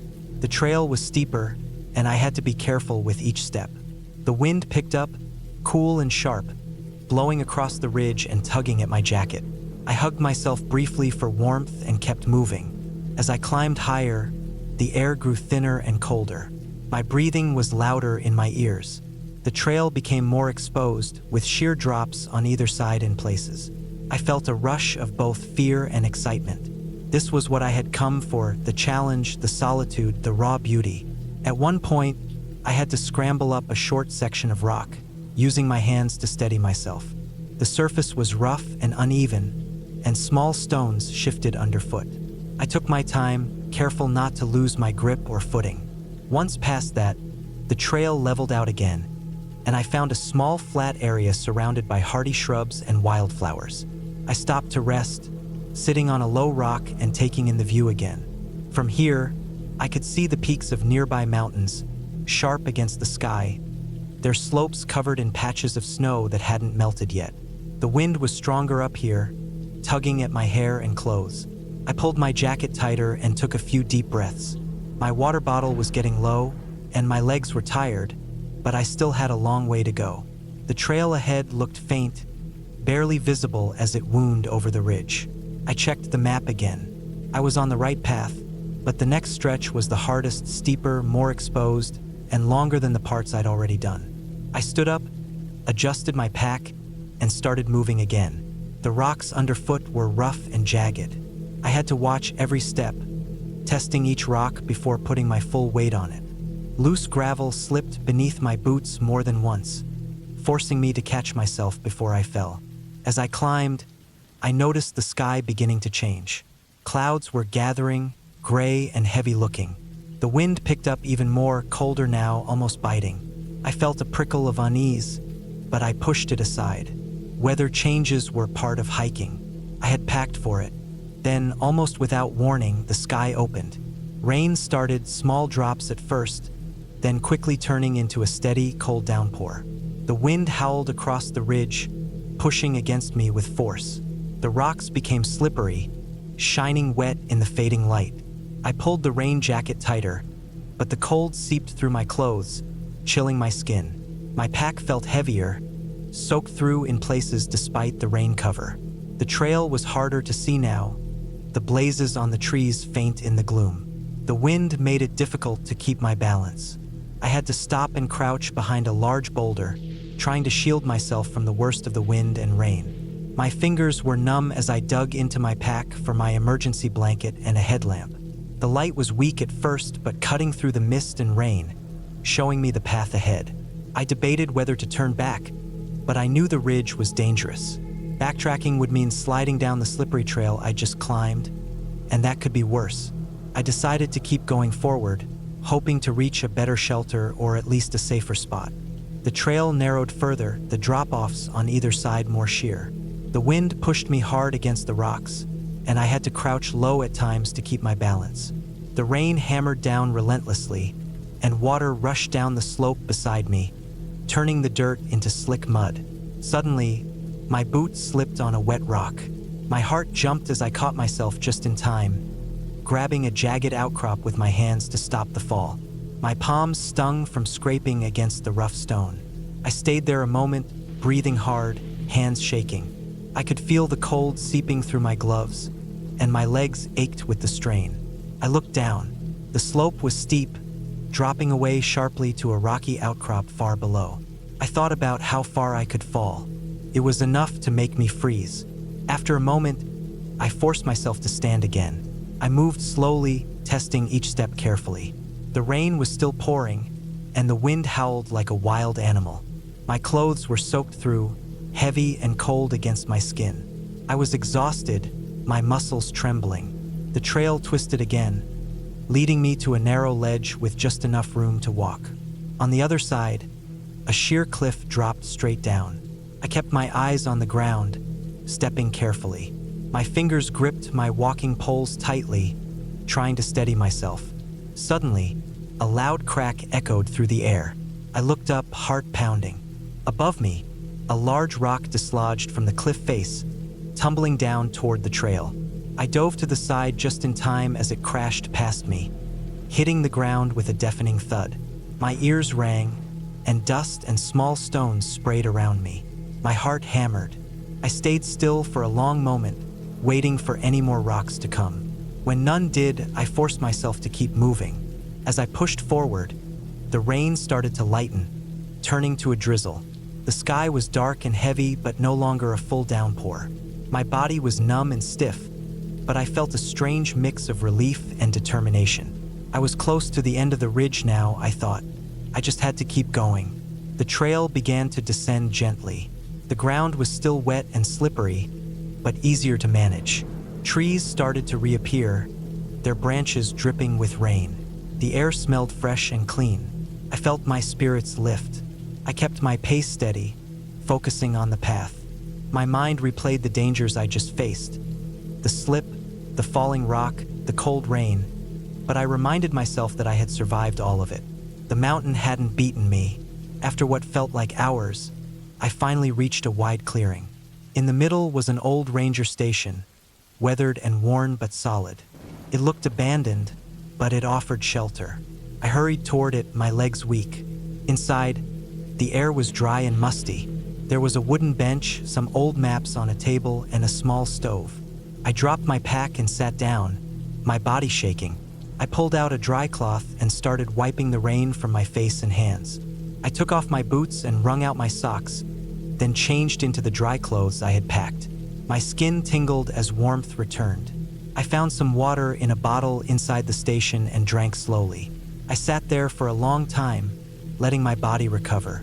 Outside, the rain had stopped completely, and the sky was clearing. The sun was dipping low behind the mountains, casting long shadows across the clearing. I felt tired but safe. The fear and adrenaline were fading, replaced by a deep sense of accomplishment. I had faced the mountain, its dangers, and the storm, and I had made it through. I spent the night in the ranger station, the quiet only broken by the occasional rustle of wind in the trees. In the morning, the sun rose bright and warm.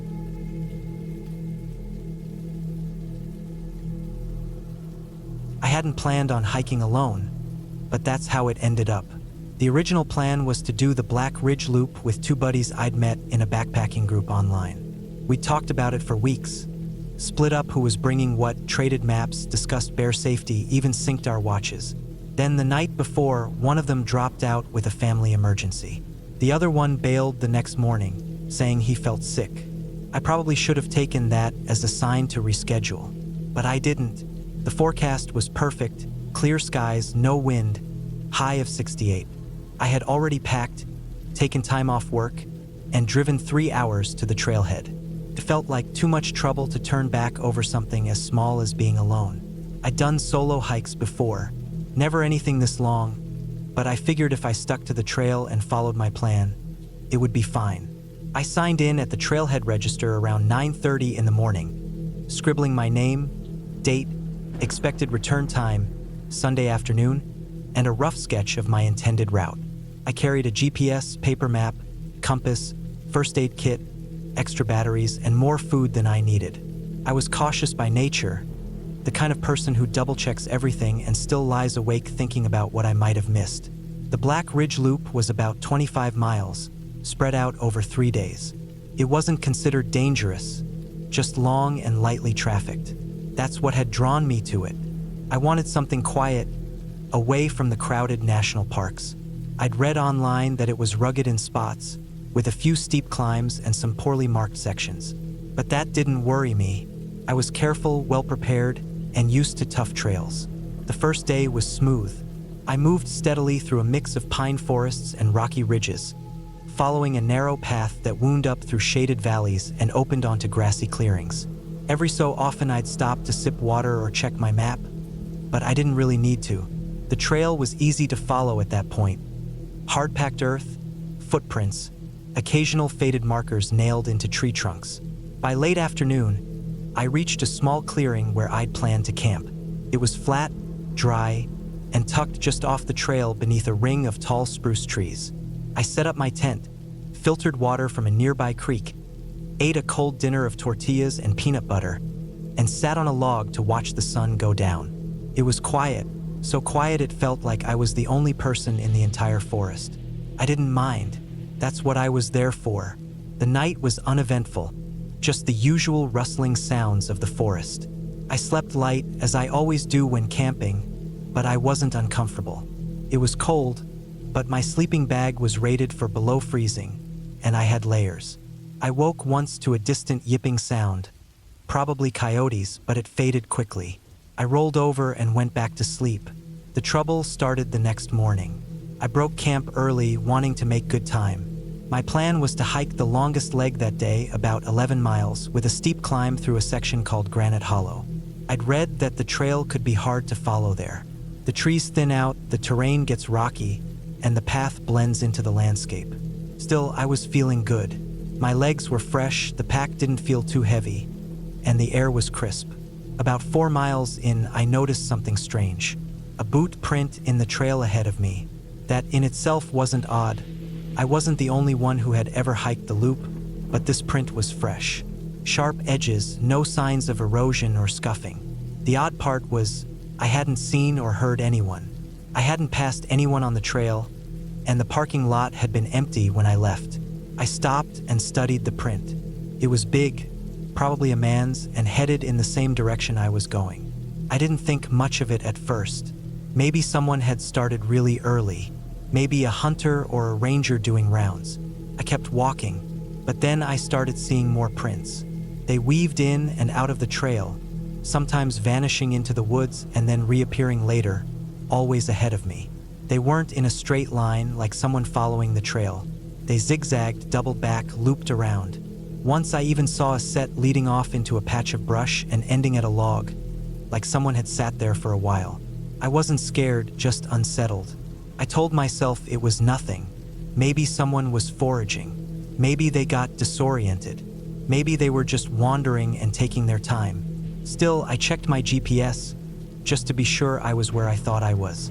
I moved a little faster after that. By midday, I reached Granite Hollow. It was just as rough as the guidebooks had warned. The trees thinned, replaced by jumbles of granite boulders and dry gullies. The trail was faint, and I had to keep checking my map and compass to make sure I stayed on course. At one point, I lost the trail entirely and spent 20 minutes circling back and rechecking terrain features before I found it again. That's when I heard the first sound. A rock, clattering, somewhere off to my left. It wasn't just a random roll, it was the sharp crack of something dislodging and bouncing down rock. I froze and looked in that direction, but I couldn't see anything, just gray stone and dry grass. I waited, heart thudding, listening. Nothing. I stood still for at least a full minute. The wind had picked up slightly, but it was otherwise silent. I told myself it could have been anything. A goat, a marmot, even a tree root shifting a loose stone. But the direction it came from, that was off-trail where those strange footprints had veered earlier. I moved quickly after that. I didn't run, but I kept a strong pace, eyes flicking side to side, ears tuned for anything out of the ordinary. By mid-afternoon, I reached a small plateau and dropped my pack to rest. I sat on a flat rock and ate a granola bar, trying to calm my nerves. I didn't hear anything else. No rocks, no footsteps, no wildlife. But I still felt watched. It's hard to explain. Just a tightness between my shoulders, like something was off balance. I didn't see the person until almost evening. I was heading down a long slope covered in dry pine needles, the trail curving back and forth between old-growth trunks. I rounded a bend, and there, at the far end of the switchback, was a figure. Standing, not moving, dressed in brown or gray, hard to tell in the low light, but human. Definitely a person. Too far to see details, but close enough to see they weren't hiking. No pack, no trekking poles, just standing. I stopped immediately, my gut twisted. I felt it in my chest before I could even think it through. Something was wrong. I waited. The figure didn't move, just stood there. Then, after maybe 10 seconds, they stepped back behind a tree and vanished from view. I didn't go down the switchback. I cut hard left, up the slope, crashing through underbrush, staying as low as I could. I hiked cross-country for over an hour, climbing until I reached a ridge where I could see back down into the valley. There was no sign of the figure, no sound, no movement. I camped up there, not because I wanted to, but because I couldn't risk going back down. The spot was terrible, sloped, cold, no water source, but I didn't care. I pitched my tent behind a clump of trees and didn't use my headlamp once. I ate in the dark, using my fingers.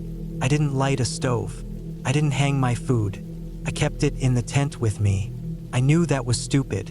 I knew it could draw in animals, but I figured people were a bigger danger now. That night, I barely slept. Every sound made me flinch. I kept the knife from my pack tucked under my sleeping bag. My breath fogged inside the tent. I kept checking the mesh door, sure I'd see someone standing there. I never did. In the morning, I packed fast, skipped breakfast. My only goal was to get off the trail as fast as I could. I had about 8 miles left if I took the direct path instead of the loop. I marked the route on my GPS and started hiking. I didn't follow the trail for most of it. I stayed high where I could, following ridgelines and open areas where I could see farther. I figured it was safer than walking switchbacks where someone could be waiting. I moved fast, checking behind me every few minutes. Around noon, I found something that stopped me cold. A fire pit, still warm, nestled in a low clearing just off a dry wash. Small but recent, the ashes were gray, and when I kicked at them with a stick, the coals beneath were still red. Someone had camped there within hours, maybe less. There were boot prints around the fire, big ones, same size as the ones I'd seen earlier. I didn't wait to see if they'd come back. I climbed out of that wash and didn't stop moving. The last few miles blurred together. I cut through scrub, scrambled down slopes, followed a dry creek bed when I couldn't find trail. My legs burned, and I tripped more than once, scraping my palms on sharp stone. But I kept going. I didn't eat, didn't stop, just drank water on the move and kept looking back. I reached the trailhead by late afternoon. My car was still there, no other vehicles. I unlocked it, threw my pack in the back, and drove without checking the register. I didn't feel safe until I hit the main highway 2 hours later, with cars on either side and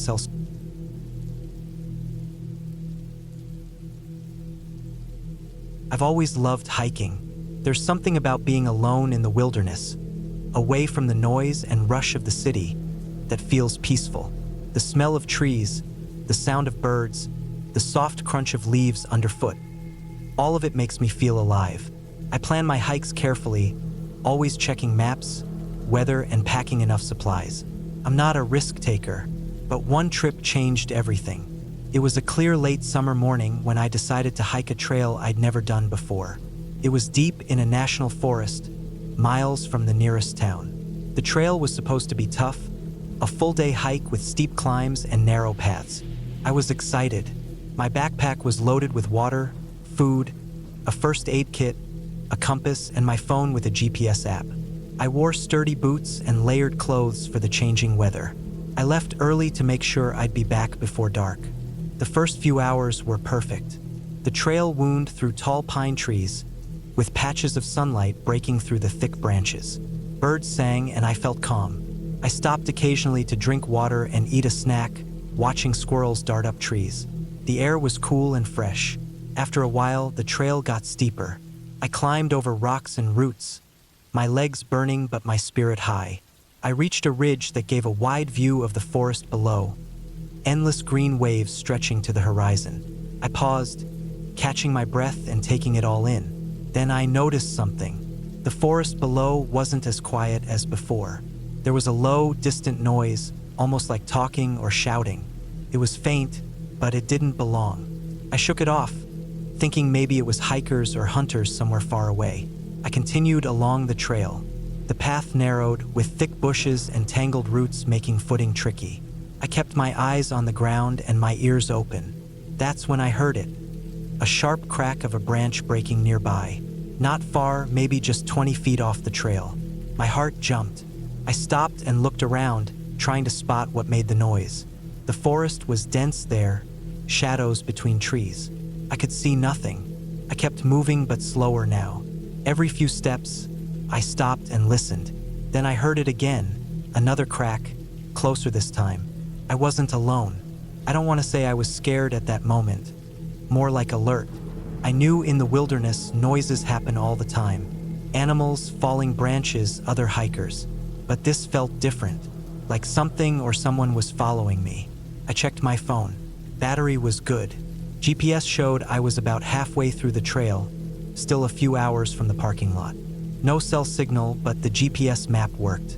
I kept walking but took a different path where the trail forked, hoping to confuse whoever or whatever was behind me. The undergrowth grew thicker, and the path became harder to follow. Then I saw it.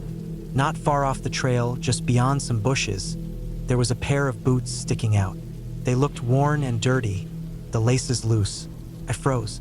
No one was around. I didn't move. I looked closer. Nearby were pieces of torn clothing and a backpack, the kind hikers use. It looked like someone left in a hurry. Suddenly, I heard breathing slow, heavy. Behind me, not the usual sound of the forest. I spun around. No one there, only trees and silence. I told myself to stay calm. Maybe it was an animal or someone hiding. My heart pounded, but I tried to focus. I took a deep breath and decided to keep moving carefully. Minutes later, the noise returned. This time, closer footsteps, matching my pace. I wasn't running, but every time I stopped, the footsteps stopped too. I knew it was a person. My mind raced. Why was someone following me? Did they mean harm? I picked up my pace, walking briskly but trying not to run, hoping to avoid a chase. The trail grew darker as the afternoon shadows lengthened. I saw a stream ahead, a small, clear creek crossing the path.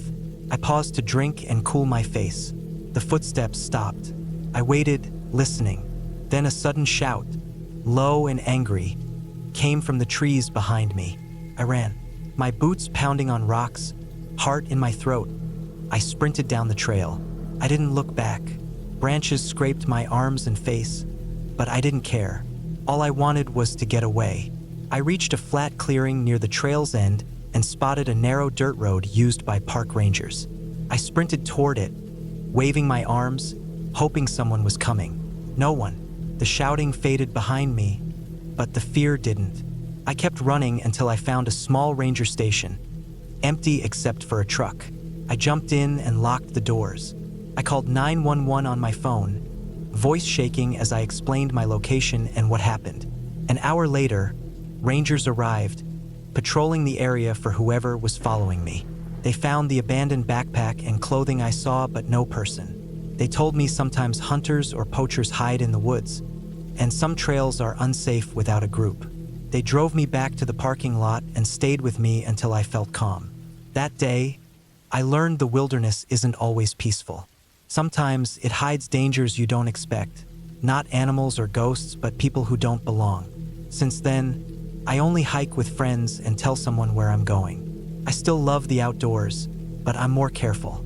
That hike taught me the hard way that nature can be beautiful and terrifying at the same time.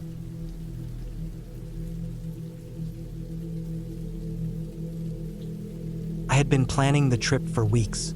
The canyon I picked wasn't on any of the well-known hiking websites.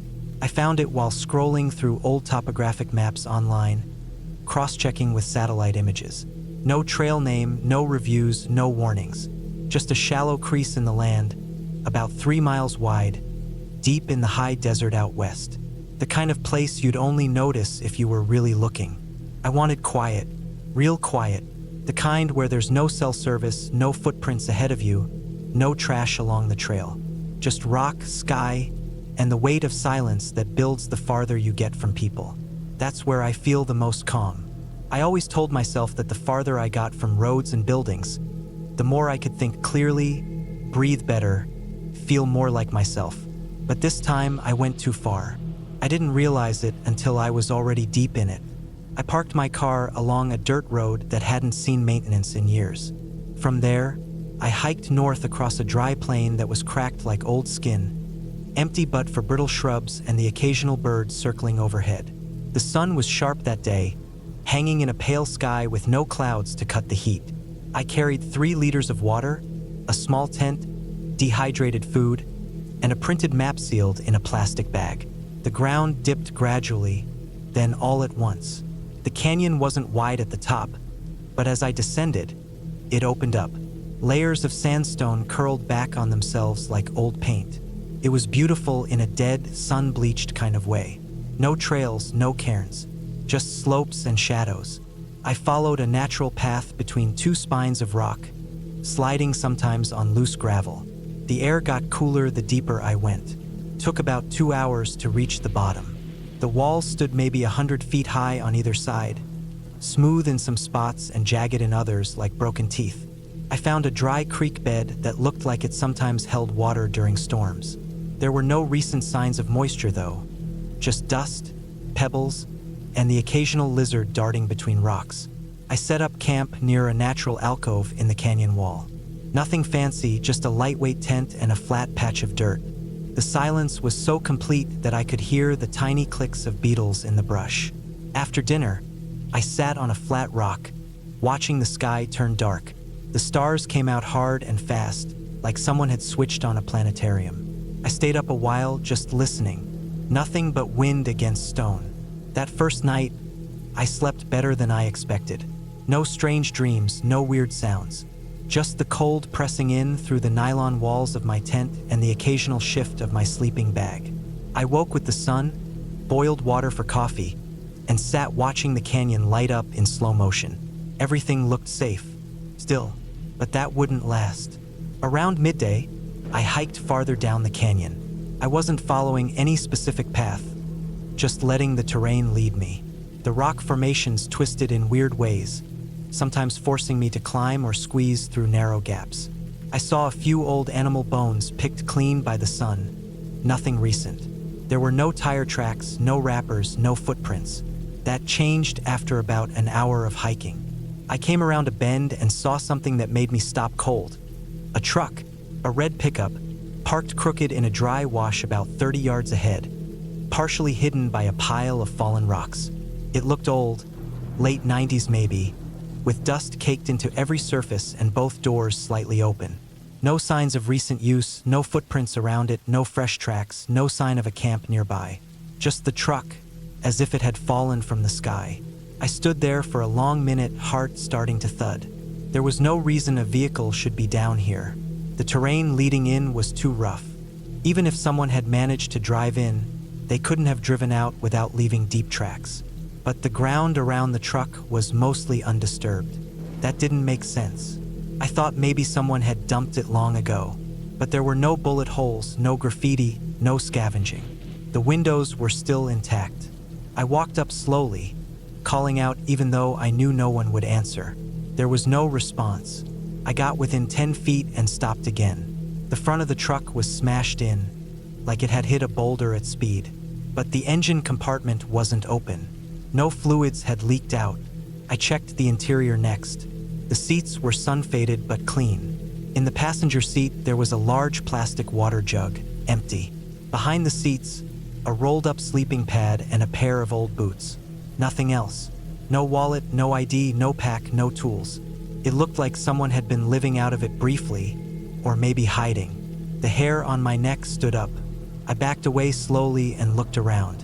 The canyon was quiet. I couldn't shake the feeling that something was off. I looked for tracks again. About 20 yards behind the truck, I finally found a faint path. A line of disturbed dirt leading up a rocky slope and around another bend.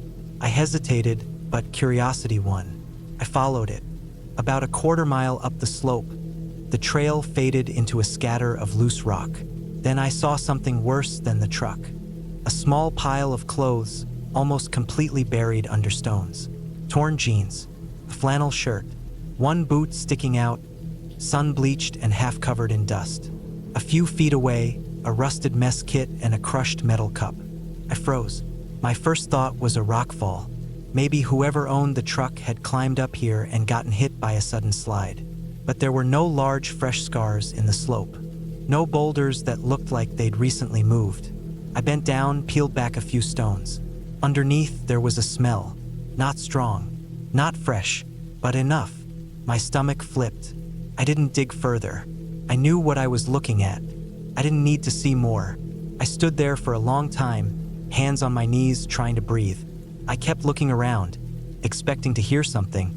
A footstep, a voice, anything. But the canyon stayed quiet. It felt like the air itself had frozen. That's when the panic started. I hadn't told anyone exactly where I was going, just the general area. No one would come looking here, and if someone else had been in this canyon before me, someone who might have had a reason to hide a body, I didn't want to meet them. I turned back fast, taking mental snapshots of every landmark as I moved. I passed the truck again, half expecting someone to be sitting in it now, but it was still empty. I kept walking, fast but not running. I didn't want to make noise. By the time I got back to camp, the sun was dipping. I didn't even stop to eat. I stuffed everything into my pack, broke the tent down in minutes, and started heading back the way I came. I thought about staying another night and hiking out at first light, but I couldn't. My brain wouldn't let me. I hiked in near dark for almost 2 hours. Every sound made me stop. Every gust of wind felt like someone breathing behind me. My legs hurt, my feet blistered, but I kept going. Finally, I reached the ridge I'd come down the day before. From the top, I could see the edge of the plain where I'd parked. The relief was immediate and full body.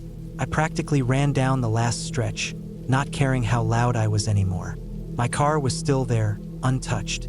I got in, locked the doors, and just sat there for a while, hands shaking. I didn't report anything at first. I told myself it wasn't my business, that maybe the person had gotten lost. Maybe they'd been alone and fallen. But I knew that wasn't true. There were no signs of a fall, no backpack, no distress signals. Just a truck, a hidden trail, and a buried body. 3 days later, I drove to the nearest ranger station. I gave them rough coordinates, told them I'd seen what looked like an old vehicle and maybe some human remains. I didn't give my name. I checked the news for weeks after. Nothing came up. No missing persons tied to a red truck in that area. No investigations. No discoveries. It was like none of it ever happened. I haven't gone hiking alone since. I still think about that canyon, about how quiet it was, about how whoever left that truck there hadn't expected to be found, about how I could have been the next pile of clothes under rocks. Some places are empty for a reason, and sometimes you're not the first person to walk into a place. You're just the first one to make it back out.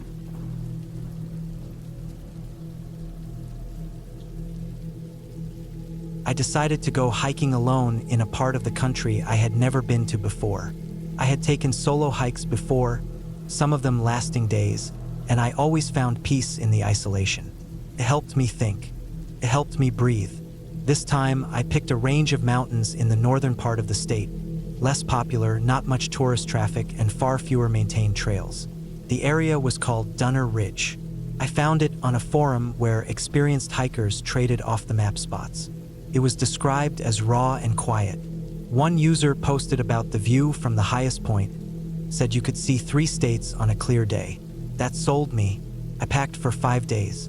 I brought a 4-season tent even though it was spring, just in case the weather turned on me. I packed a heavy-duty sleeping bag, enough freeze-dried food for a week, water filter tablets, a solar charger for my GPS, compass, paper maps, and a new camp stove I'd only tested once in the backyard. I kept the load manageable, maybe around 50 pounds. I also had my usual first aid kit, bear spray, and a fixed blade knife I always carried on longer trips. I drove to a small town near the base of Dunner Ridge. It had a single gas station, a diner, and a small motel. I parked at a ranger access road. There were no gates or warnings, just a faded wooden sign about respecting wildlife and packing out what you pack in. There was no register, no ranger station. That should have told me something. The hike started smooth. The forest was thick with pine and maple, still cool from a late frost. My boots crunched through old snow patches that hadn't melted in the shade yet. The trail wasn't much of a trail, just a narrow path cut through brush and scattered fallen logs. There were signs that someone had used it before, but it was far from maintained. That first night, I set up camp in a low valley near a shallow creek. I could hear birds all around me as the sun dropped. I boiled water, rehydrated some chili, and sat on a flat rock to eat while watching the last of the light fade through the trees. It was colder than I expected, dropping into the low 30s. I bundled up and pulled my sleeping bag tight around me. The wind came down through the trees in short gusts. Something moved outside the tent around midnight, maybe a raccoon or a deer. I sat still, listening to the leaves crackle. The footsteps weren't heavy, just slow. I gripped the knife handle and waited until the sound moved away. I fell asleep again sometime later. The second day, I hiked higher. The terrain became steeper and rockier. I followed what looked like an old logging road, mostly overgrown, but still clearer than the forest floor. I stopped around noon and sat on a rock ledge, eating a protein bar while looking down at where I'd come from. It was quiet, except for the wind and the occasional cracking tree branch in the distance. I didn't see any signs of people, no rappers, no footprints, nothing. That afternoon, I found something odd. An old hunting blind, half collapsed, tucked up in the trees just off the trail. It looked like it hadn't been used in years. The wood was rotted through in places, and there was moss growing up the sides. I checked it out anyway, looking for any sign of who had been there or when. Inside, there was a torn canvas chair and a few empty shotgun shells. One had a date scribbled on the side in marker, 1994. I left it alone and moved on. The trail narrowed further. It looked like only animals used it now. I had to duck under branches and step over tangled roots. I started noticing scratches on some of the trees. At first, I figured they were from bears or maybe elk rubbing against them, but some were too high up for that. Others looked more deliberate, almost like someone had taken a knife and carved into the bark. I didn't like it, but I convinced myself it didn't mean anything. People pass through these places sometimes. Maybe it was a bored hunter years ago. That night, I camped near a slope that overlooked a narrow gorge. The wind had picked up, steady and loud. I cooked quickly, ate, and crawled into the tent before dark. I kept hearing something in the woods, snapping twigs, crunching leaves, but never close enough to make out clearly. I chalked it up to animals again. Forests are never really silent, even when it feels like they are. Just before I fell asleep, I heard what sounded like wood knocking against wood. Once, then again, came from far down the slope. I told myself it was probably a tree swaying into another or maybe a branch falling. I forced myself to stay in the tent. On the third day, I reached the higher ridges. There were no trails anymore. I followed my compass and the map I printed from the forum. It was hard going, steep and uneven, with loose rocks and no handholds. The forest changed as I climbed. The trees were thinner, older. Some of them were gray and bare even though it was spring. The bark peeled in long strips.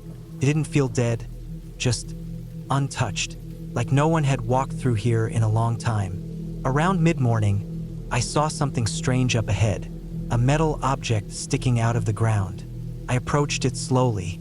It was an old truck, an early 80s model pickup, rusted nearly clean through and half covered in fallen leaves and dirt. Trees had grown around it. The windshield was gone, the seats eaten by animals and time. The doors were still shut. I tried one, locked. That surprised me. There were scratch marks around the handles. I stepped back and stared at it for a while, wondering how it had gotten all the way up here. There was no road nearby, not even a path wide enough for a truck. It must have been there for decades. I didn't stay long. Something about the scene put me on edge. I didn't like the silence around it. Not a single bird call while I stood there. By late afternoon, I found a ridge flat enough to camp on. I was starting to feel worn down. My legs ached, and my lower back felt tight. I set up the tent near a cluster of rocks that formed a natural windbreak. I didn't light a fire, just used the stove to boil water. I wanted to keep a low profile for some reason I couldn't explain. I ate quickly and lay back on my sleeping bag, staring at the tent ceiling. That night, I couldn't sleep. Something was outside again. This time, it didn't move around. It just stood there. I couldn't hear it breathing or walking, just this steady presence, like weight in the air. I didn't unzip the tent. I didn't move. I lay perfectly still and waited. After a while, it went away, or I fell asleep. I'm not sure which. The next morning, I found footprints. Human footprints. They circled my tent maybe twice. The prints were shallow, but I could tell they weren't mine. They were wider, longer. Someone had been here, watching. I packed up fast and didn't eat. I just started walking. I didn't even check my map at first. I just needed to move. Around midday, I realized I was off course. The forest was thicker here, and I couldn't find the ridgeline again. My GPS had died overnight. The solar charger hadn't gotten enough light the day before. I took out my compass and tried to orient myself, but nothing looked familiar. The mountains all blended together from up close. I was trying to head west, back toward where I started, but the terrain kept pushing me north. I hiked for hours. My feet hurt. My shoulders were raw from the straps of the pack. Around 3 p.m., I found another campsite. Not mine, not recent either. A ring of blackened stones where a fire had been, and a tattered sleeping bag half buried in dirt. There was an old canteen crushed flat and a torn piece of tarp. I knelt down and touched the sleeping bag. It was soaked through and smelled like mold. I didn't like it, but I stayed there that night. I was too tired to keep going. I set up my own tent on the far side of the clearing, kept my knife out, and forced myself to eat. The wind was louder that night, constant and cold. I didn't hear anything moving, but I couldn't sleep. My eyes kept opening every few minutes, scanning the dark through the mesh window. The 5th day, I was out of clean water. I found a small stream and filled my bottle, then used the filter tablets. I waited the full time before drinking. I couldn't afford to get sick out here. I tried the GPS again. Nothing. I started walking in the direction I hoped was southwest. By now, the trees had closed in. The terrain dropped into gullies and climbed back out again in steep ridges. I was using my hands more than my legs at some points. Around noon, I found something that stopped me cold. Another footprint, fresh, in soft dirt, the same wide shape as the ones outside my tent. It was deep. Whoever made it was carrying weight. There were more leading downhill. I didn't follow them. I turned the other way and kept going. But I knew now, someone else was out here. I didn't eat that day. I just walked. I wanted out. The forest felt like it was closing in tighter every mile. Around dusk, I saw movement ahead. I dropped low and watched. A figure, maybe 40 yards away. Tall, dressed in dark clothes, unmoving, just standing between the trees. I didn't call out. I didn't wave. I just stayed still and watched. After maybe 2 minutes, the figure turned and walked away, slow, deliberate steps, not in a hurry.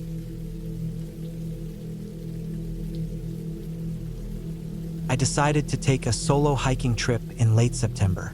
The temperatures had started to drop just enough that the bugs were mostly gone, and the trees had just started to turn orange and red in the higher elevations. I had some time off work, and I didn't want to waste it sitting in my apartment. I had done a few weekend hikes before, mostly short overnights near the city, but this was going to be the longest solo hike I had ever done. 5 days through a remote mountain trail loop in northern Montana. I picked that trail because it didn't seem too crowded based on online forums, and the photos of the alpine lakes and wide valleys looked incredible. I wasn't an expert by any means, but I had enough gear and knowledge to keep myself safe, or so I thought. I had done my research, packed food for 6 days just in case, carried a paper map, compass, GPS tracker, first aid kit, extra batteries, bear spray, and a sleeping bag good down to 15 degrees. I even left my full itinerary with a friend and told him to call the ranger station if he didn't hear from me by the 6th day. The drive up was beautiful. The trailhead was about 3 hours from the nearest town, and I didn't see many cars on the gravel forest roads. By the time I parked and stepped out of the car, it was already afternoon. I planned to hike just 4 or 5 miles that first day and set up camp before the sun dipped too low. The air smelled like pine and cold rock, and there was that kind of stillness that always comes with the backcountry. No cars, no voices, no buildings, just the wind in the trees and the sound of my boots crunching the dirt. The trail started out easy, wide and well-worn. It wove gently through thick pine forest and occasionally opened up into clearings where I could see the slope of the mountains rising ahead. I passed one older man with a big white beard coming the other way. He nodded at me and kept going. That was the last person I saw for the rest of the trip. My first night went fine. I found a flat area not far from a small stream, set up my tent, boiled some water, and ate one of those freeze-dried meals that always taste better when you're hungry and cold. I hung my food in a bear bag and crawled into my sleeping bag just as the sun dropped behind the ridge. I slept okay, waking a few times to the sound of small animals moving outside, but nothing serious. The second day, I pushed deeper into the forest. The trail started climbing steadily, and my pack felt heavier than I remembered. Still, I made decent time, stopping only to refill my water and take a few pictures. Around noon, I passed the marker that said I was now more than 10 miles from the trailhead. That's when the trail started to narrow and become less defined. The path was still there, but I had to watch more carefully to stay on it. There were branches across the trail in a few spots, like they hadn't been cleared in a while. Around mid-afternoon, I came across a large tree that had fallen across the path. It looked old, with the bark peeling away and moss growing along the trunk. I had to step off the trail and scramble around it, pushing through some thick brush to find the path again on the other side. When I did, something felt different. I couldn't explain it at the time. The woods just seemed quieter, heavier somehow, like the silence had a weight to it. I kept walking, trying to shake the feeling. I told myself I was just tired or maybe a little hungry, but the silence kept growing. The wind had stopped. No birds, no squirrels. Just the steady sound of my own boots. Every time I stopped walking, the world went dead still. No rustling leaves, no insects, just me. By the time I found a place to camp that night, I felt wired and uneasy. I went through my normal routine, set up the tent, cooked dinner, hung the food bag, and checked my GPS. According to the map, I was about halfway through the loop.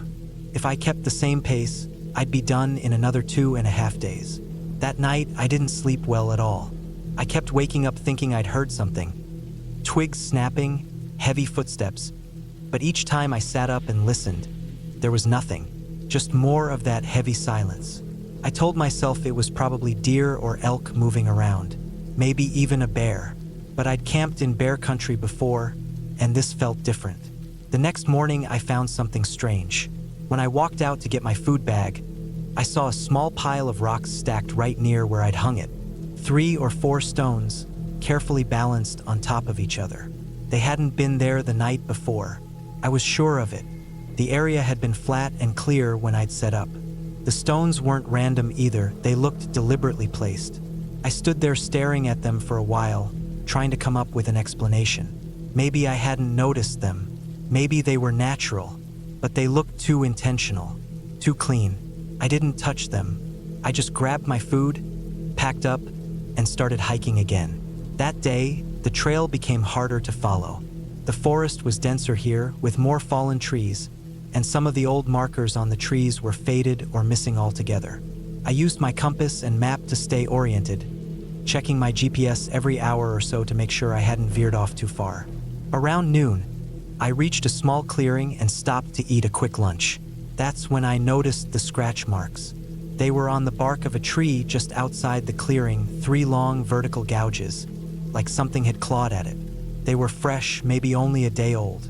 The wood was still raw and light where the bark had been torn. I'd seen bear claw marks before, but these looked too narrow, too clean, more like knife slices than claws. Couldn't be sure. I didn't eat much after that. I packed up and kept moving, trying to make good time. The woods still felt quiet.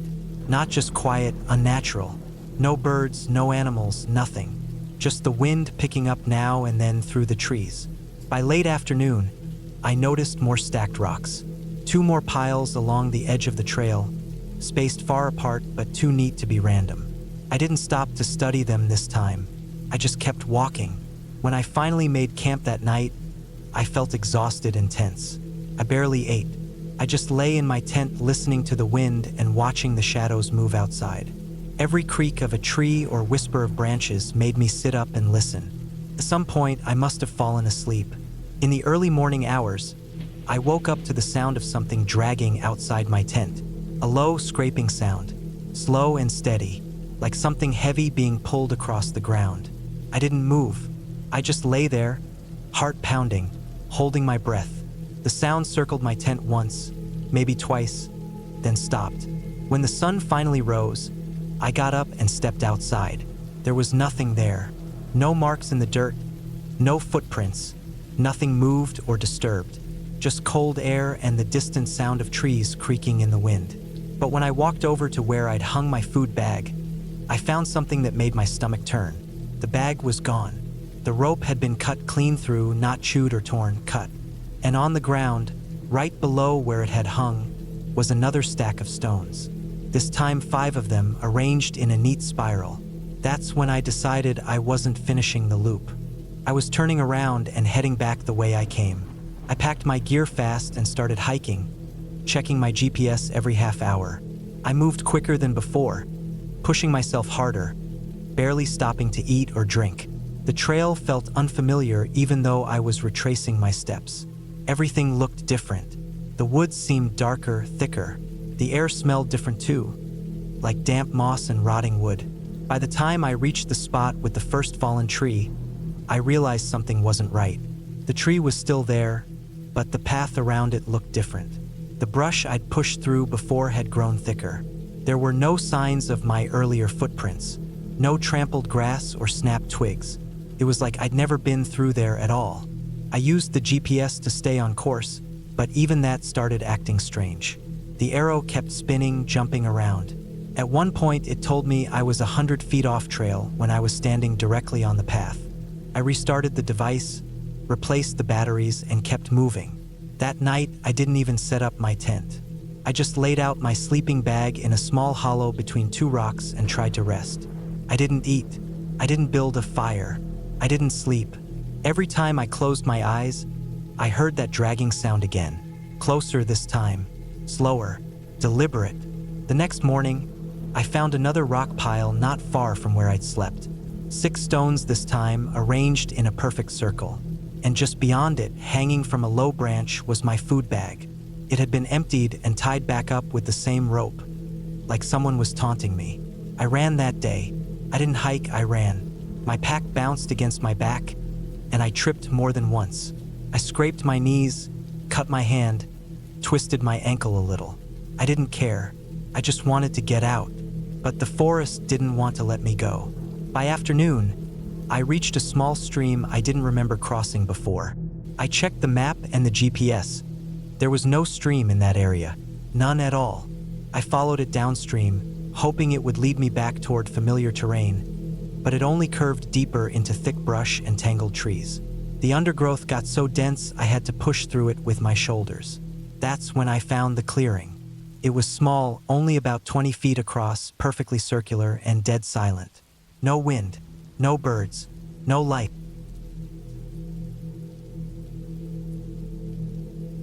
I started the hike around 6:30 in the morning. It was early September, and the weather was just right. Not too hot, not too cold. The trail was in northern Utah, in a place called Uinta Mountains. I had heard from a few blogs that there was a loop trail that went around a ridge, past a few alpine lakes, and then came down through a forested canyon. Around 17 miles total. A long but doable day hike. I had done hikes longer than that before, but never alone in that kind of terrain. I had been itching to go somewhere more remote, to really push myself and clear my head. Work had been overwhelming, my phone never stopped ringing, and I needed to be in a place where I could just focus on the ground in front of me, the sky above, and nothing else. I packed my Osprey day pack the night before.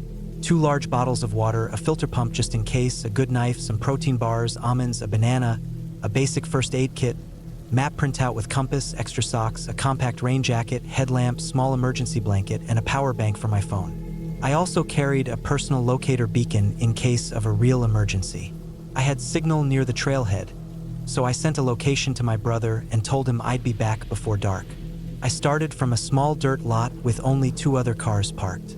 The trailhead wasn't one of the more popular ones. Felt quiet, still. Just the wind, the occasional chirp of a bird, and my boots crunching gravel.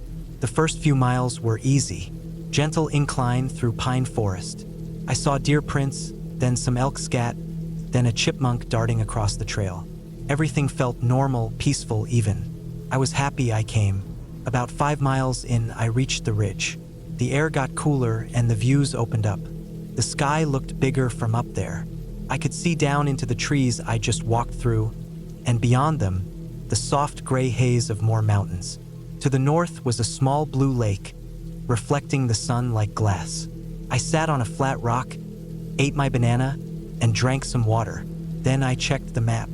The trail would wind around the ridge for about 3 more miles, passing a couple of smaller lakes, before dropping down through switchbacks into a canyon. From there, it would follow a creek and eventually loop back to the trailhead. I was making good time and nothing felt off yet. But after the 7th mile or so, something changed. It wasn't a sudden shift. It started slow, almost unnoticeable. I stepped over a fallen tree, and something about the way the shadows lay on the trail made me pause. I turned and looked behind me, just for a second. No reason, just a quick glance. The trail was empty. Nothing moved. No sound except wind in the trees. I kept walking. The terrain started getting rougher. Loose rock, uneven slopes, sharper turns. I wasn't worried, but I slowed down. My left boot slipped slightly on a patch of gravel, and I caught myself before I went down. That made me more cautious. I tightened the straps on my backpack and kept going. I didn't see anyone. No hikers, no prints. Just squirrels and the occasional bird call. I figured most people wouldn't come this far anyway. Still, something about the silence made me start checking over my shoulder more than usual. I don't know why. There was no real reason. But I started listening harder. By the 9th mile, I reached the second lake. This one was surrounded by rocks and small boulders. There wasn't much of a shoreline, just some muddy grass at the edge and lots of exposed stone. I saw a large bird, possibly an osprey, fly overhead and disappear beyond the trees. I stopped there to eat a protein bar and refill my water using the pump. I sat on a flat rock near the lake and pulled out the map again. I checked the trail markers, made sure I was still on track. Everything lined up. No red flags. But when I stood up to leave, I heard a sound behind me. Not a twig snap, not an animal noise. It was something softer, like shifting cloth or feet brushing against loose soil. I froze. I turned slowly. Nothing was there. Just trees, rocks, sky. I told myself it was probably just a branch falling or a squirrel running through leaves. Still, I felt the hairs on my neck stand up. I brushed the dirt off my pants and moved on, walking faster now. The descent into the canyon was steep and took longer than I thought. The switchbacks were tight, and the trail was narrow in places. I had to watch every step. I stopped less, drank more. My shirt clung to my back with sweat. The trees got taller the deeper I went, and the light thinned out. By the time I reached the bottom of the canyon, the trail ran parallel to a creek. The water was cold and clear, cutting through roots and boulders. I filled one of my bottles again, just in case. My map showed I had about 5 more miles to go. That's when I saw the boot print. It was fresh, deeper than mine, probably from someone heavier. The tread pattern was different too, more worn. No brand marks. I hadn't seen any signs of people all day. Struck me as odd. But I moved on. Then I saw another, and another. They veered slightly off the trail at one point, down toward the creek. I kept moving. I didn't follow them. I didn't want to. About a half-mile later, I saw something else. A torn piece of fabric. It was dark blue, caught on a branch near eye level. It looked like part of a sleeve, maybe from a jacket. Frayed edges like it had been ripped by force. I stared at it for a while. Something felt wrong. I didn't touch it. I took a photo with my phone and kept walking. The prints showed up again. This time they were beside mine. I hadn't seen anyone pass me. I hadn't taken a long break. Yet there they were, deeper, fresher. The ground was dry enough that older prints would fade quickly. These were new. That's when I knew I wasn't alone. I don't know when exactly I started jogging, but I did. Just short bursts. Walk fast, jog, walk again. I kept my hand near the knife clipped to my pack strap. Not touching it, but ready. The forest felt thicker. The light was dimming, though it was still early afternoon. Maybe clouds were moving in. Maybe my mind was just playing with me. Either way, I couldn't shake the feeling. Then I heard it again. Not from behind this time. From the side. Left side. Deeper in the trees. A shuffle. Then nothing. I stopped. Waited. My ears felt like they were straining. Still nothing. I moved again. Quicker now.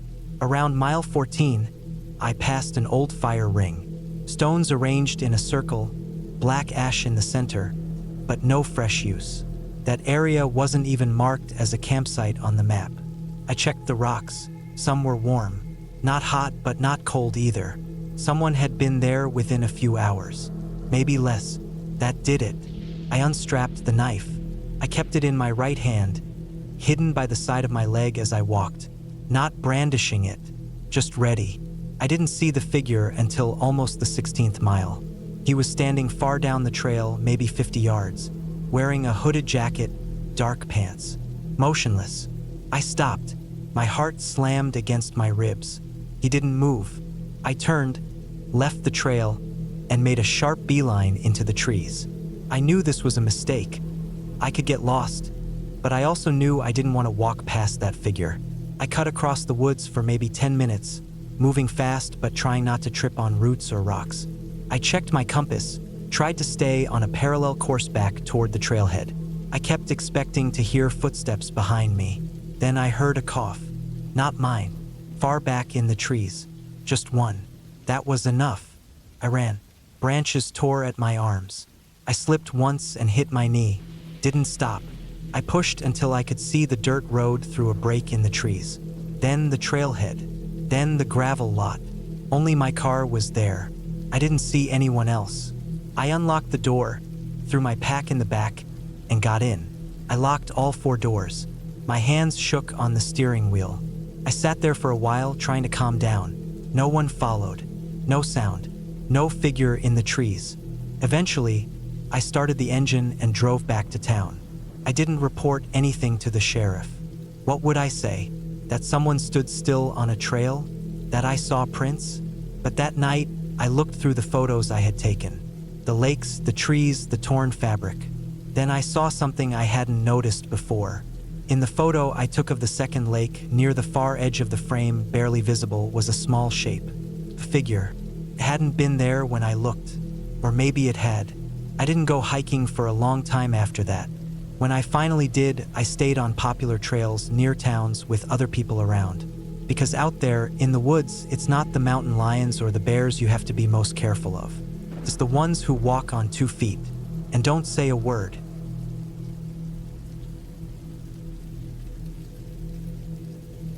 I left my car parked on the side of a narrow gravel road just after sunrise.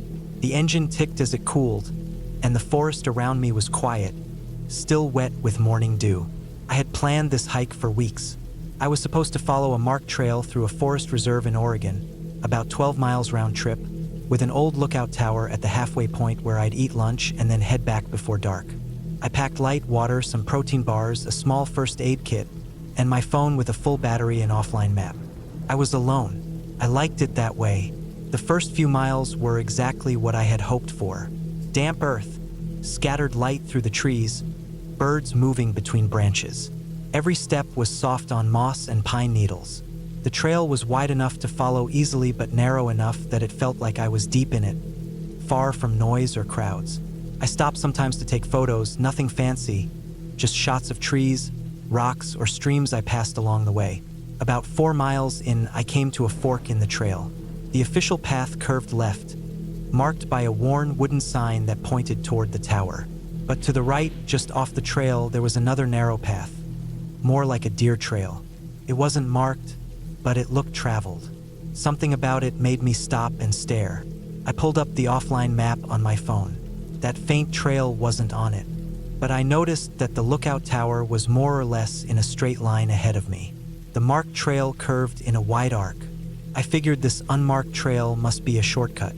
It would cut off maybe a mile or more. I didn't think long. I stepped off the main trail and followed the faint one. First, it was fine. The path dipped gently downhill and wound through thick fir trees. It was narrower and I had to brush aside some branches, but it still looked used. I figured maybe hunters or experienced hikers used it. It felt more wild and quiet than the main trail. No signs, no footprints, no garbage. Just forest. But after about 20 minutes, the trail became harder to follow. It wasn't clear anymore. It split in ways that didn't make sense. Sometimes it looked like animal paths had crossed over it. I started checking my phone every few minutes, trying to keep the tower's location lined up on the map. I still thought I was heading the right way. I wasn't worried yet, but I had this itch in my chest, something telling me I should turn back. I ignored it. Another 15 minutes passed, and I realized I hadn't seen anything that looked like a path in a while. I was just walking through undergrowth, stepping over fallen logs and rocks. I stopped and looked around. Everything looked the same. Trees in every direction. No trail. I took out my phone again. The signal bar was gone. No GPS dot. The offline map was frozen. I tried restarting the app, then the phone. Nothing changed. Still, I wasn't panicking. I had a compass app too. I pulled it up and tried to aim myself back toward the general direction of the tower. I kept moving uphill, hoping I'd hit the lookout eventually. That was the plan. But the uphill didn't stop. It just kept going. The brush got thicker, and I started sweating hard. I was pushing through tall ferns and ducking under low branches. Spiderwebs stuck to my face. My arms were scratched up. Then I heard it. A fast rustling behind me. Not leaves blowing. Something moving. I turned, heart suddenly thudding, but I didn't see anything. I held still. Silence. Just my breathing. I looked hard into the trees. Nothing. I kept going. 10 minutes later, I heard it again. Closer this time. Something darting between trees. I spun around. Still nothing. No footsteps. No breathing. But I knew I wasn't alone. The feeling hit me like a wave. That old primal fear. I wasn't imagining it. I kept walking a little faster now, but I was losing track of direction. I tried to keep uphill, thinking the lookout had to be on a peak or ridge. The brush thinned a little and I found a game trail again. I followed it, hoping it would lead to something. I started watching my back constantly. Every now and then, I'd stop and look behind me, but the forest just stood there, still and silent. Then I stepped in something. It was a hole, a narrow one hidden under leaves. My foot went in deep and twisted hard.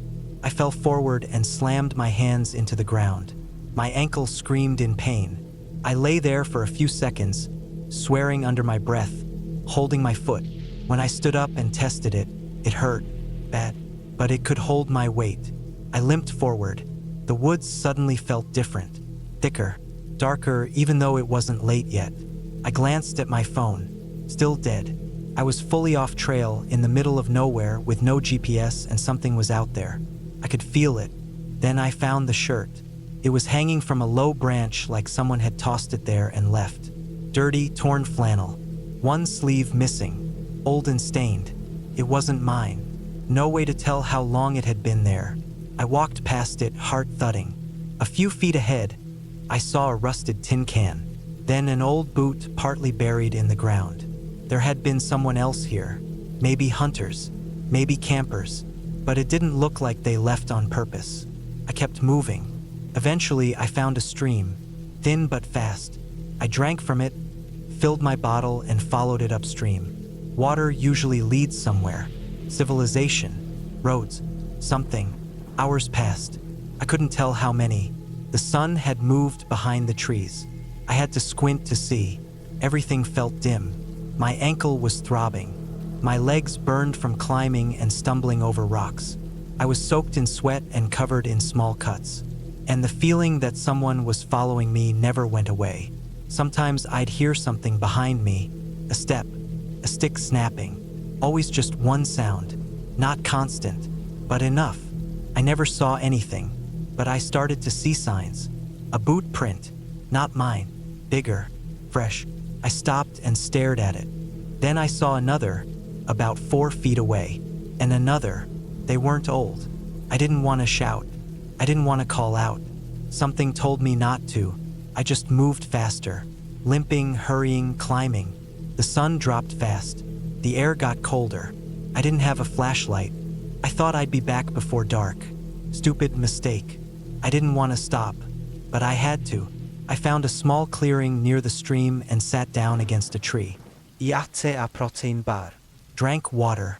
I tried not to cry, but I felt it coming.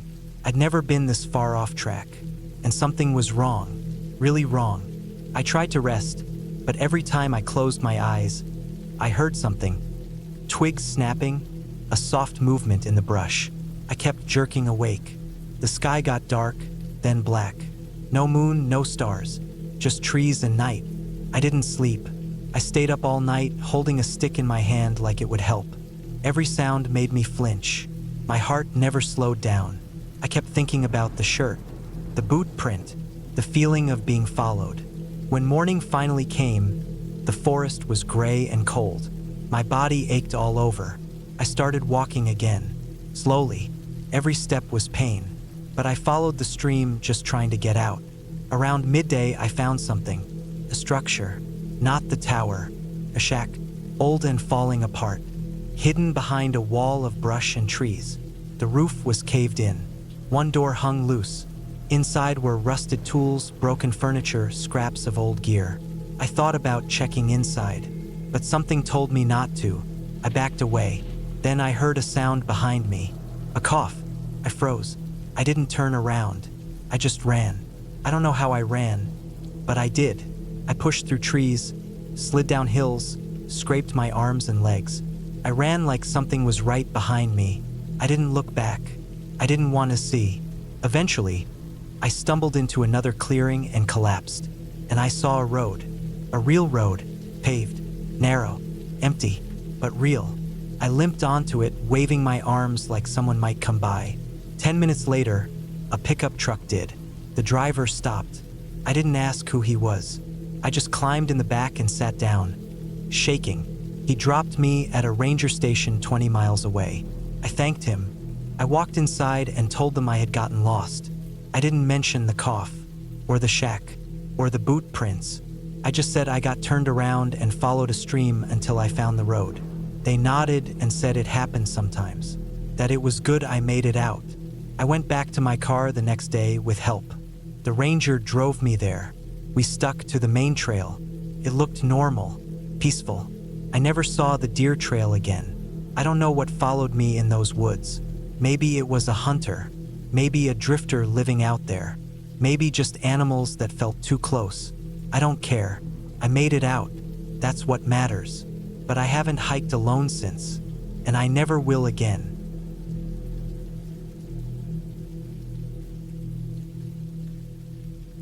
I didn't plan to be scared that day. I had been hiking the same mountain range many times before. I knew the trails well. I had my gear, my map, my compass, and enough food and water for the day. It was early spring. The snow had melted just enough to make the streams run clear. The air was cold but fresh. The sky was bright and blue, perfect for a long hike. I started on the main trail early in the morning, carrying a light backpack with some essentials, a first aid kit, a flashlight, a small knife, my water bottle, and a camera. My boots crunched over the dry leaves and small stones, and I felt the familiar rhythm of my steps syncing with my breathing. Birds sang in the trees above. I was alone as I preferred. I liked the silence broken only by nature's sounds. The first few miles went as expected. I passed the small clearing where wildflowers began to bloom. I crossed the wooden bridge over a narrow creek, and I climbed steadily up the ridge. The trail was muddy in places from melting snow, and the smell of damp earth filled the air. I stopped once to take pictures of a hawk circling overhead. The mountain was alive and quiet. After about 4 hours of hiking, I reached a fork in the trail that I hadn't noticed before. One path led steeply up towards the peak. The other wound gently down into a thick forest. I double-checked my map. The marked trail to the peak looked a bit worn out. The forest path wasn't on my map at all. I hesitated. Normally, I wouldn't stray from marked trails, but something about the quiet path drew me in. It looked less traveled, more hidden. I was curious. Maybe it was a shortcut back to the main road, or maybe just a different way down. I told myself I would only walk a little way and turn back if it didn't look safe. The forest swallowed me up as I stepped into it. The sunlight dimmed under the thick canopy. The air smelled of pine and wet moss. The ground was softer here, covered in layers of needles and leaves. The path was faint but visible, marked by small broken branches and the occasional rustle of animals moving away from me. For a while, the forest was peaceful. I kept my pace steady, careful not to disturb the quiet around me. The only sounds were my boots on the soft earth and my own breathing. Every now and then, I heard a snap of a twig or the flutter of wings. As I walked deeper, I realized something was off. The path started to get less clear. The trees grew closer together, and the underbrush thickened. I had to push aside branches and duck under low-hanging limbs. I looked back, and the trail where I had come from was harder to see through the trees. The forest felt denser, darker. I stopped and took out my map again. I scanned the area carefully, but the forest path wasn't there. I had no idea where I was. My compass showed the same direction I had been walking, but there was no familiar landmark in sight. No creek, no clearing, no rock formations I recognized. A cold shiver ran down my spine.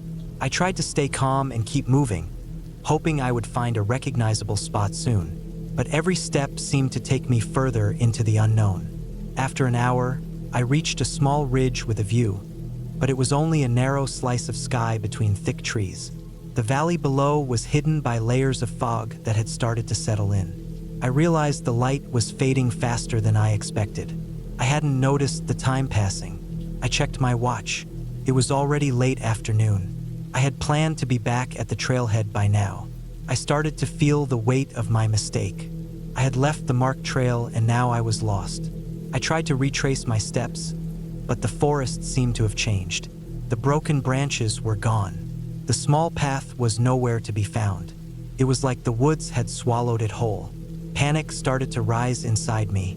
I took a deep breath and forced myself to think logically. I still had my compass. I still had some food and water. I had my flashlight in my pack, but the batteries were old. The first thing I needed was to find shelter before dark. I looked around for a safe spot. The ground was uneven, covered in roots and rocks. There were no caves or big fallen trees I could use. The trees were tall and dense, and the forest floor was wet. I gathered some dry branches and leaves as best as I could and made a small pile for a fire, hoping I could light it. I remembered how to start a fire with my lighter. After several tries and frustration, the kindling caught. The small flame grew slowly, giving me warmth and light. It was comforting to see the fire flicker in the darkening woods. I sat by the fire, wrapping my jacket tighter around me. I tried to listen carefully. The forest noises changed. I heard the distant call of an owl. I heard the rustling of something moving in the bushes. I wasn't alone. That's when I first heard it. A low, slow crunching sound, like someone or something stepping carefully but deliberately on the dry leaves nearby. I froze. The fire crackled between me and the dark trees. I strained my eyes but couldn't see anything clearly beyond the glowing circle of light. The crunching came closer and then stopped. I tried to calm my racing heart. Could be a deer or some other animal. But the sound was too deliberate, too heavy for a small animal. I stood up slowly, grabbed my knife from the pack, and looked around. My flashlight was in my pack, but I didn't want to turn it on unless I was sure. The last thing I wanted was to attract attention to myself. Minutes passed. The crunching sounds didn't return. Maybe it had been nothing. I decided I had to keep moving at first light. I ate some energy bars and drank water, then wrapped myself in my sleeping bag and tried to sleep, though it was impossible. The night was long and cold. Every sound made me jump. I kept the fire small so it wouldn't be easily seen from far away. At dawn, I packed up and set off in the direction my compass pointed, hoping it would lead me back to the main trail. The forest seemed different in the morning light. The fog had lifted, but the path was still invisible. I pushed through the thick underbrush, following the compass. My legs ached, my hands scratched and bruised from branches. After several hours, I found a narrow dirt track. It was faint but definitely man-made. I followed it, my heart pounding with hope.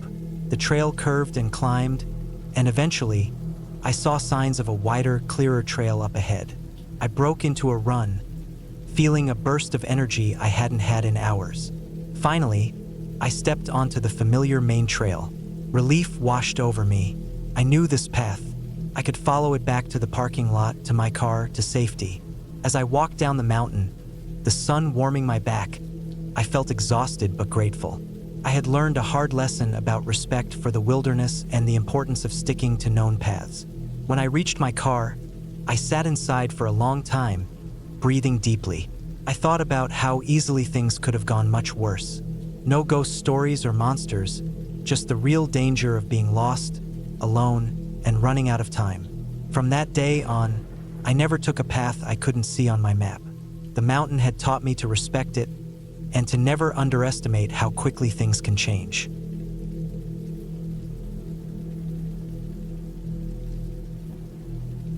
The morning air was crisp and fresh as I stepped out of my small apartment and locked the door behind me. I had been looking forward to this hike for weeks, a chance to escape the noise of the city and find some peace in the wilderness. I packed my backpack carefully the night before: water bottles, trail mix, a map, a compass, a first aid kit, and some extra clothes. I wasn't taking any chances. The trail I chose was a known path in a national forest a few hours' drive away. I had read the guidebooks and checked online forums for any recent updates or warnings. Everything seemed normal. The drive out was peaceful. The highway curved through rolling hills covered in green trees, the sunlight breaking through fluffy white clouds. When I reached the trailhead parking lot, only a few cars were parked there, so I knew it wouldn't be crowded. I strapped on my backpack, pulled my hat down over my forehead, and started walking down the dirt path. The first few miles were easy. The trail was wide and well-trodden. The ground was soft underfoot, covered with fallen pine needles and leaves. The trees stood tall on either side, their branches creating patches of shade. Birds sang in the branches above. A gentle breeze rustled the leaves. Every now and then, I spotted small animals: chipmunks darting between rocks, squirrels climbing up trunks, and a few bright-colored birds flitting through the bushes. The scent of pine and earth filled the air, calming me with every breath. I moved steadily, enjoying the rhythm of my steps. After about 2 hours, the trail started to climb more steeply. The incline was gradual but constant. The trees grew thicker, the underbrush denser. I noticed fewer signs of animals, maybe because I was higher up or because of the cooler temperature. The sun was now shining stronger through the canopy, making the air feel warmer. I took a break on a large rock beside the trail. Sitting there, I looked out over a small valley below, where the tops of other trees spread out like a green carpet. The wind whispered through the branches, and for a moment, I felt completely at peace.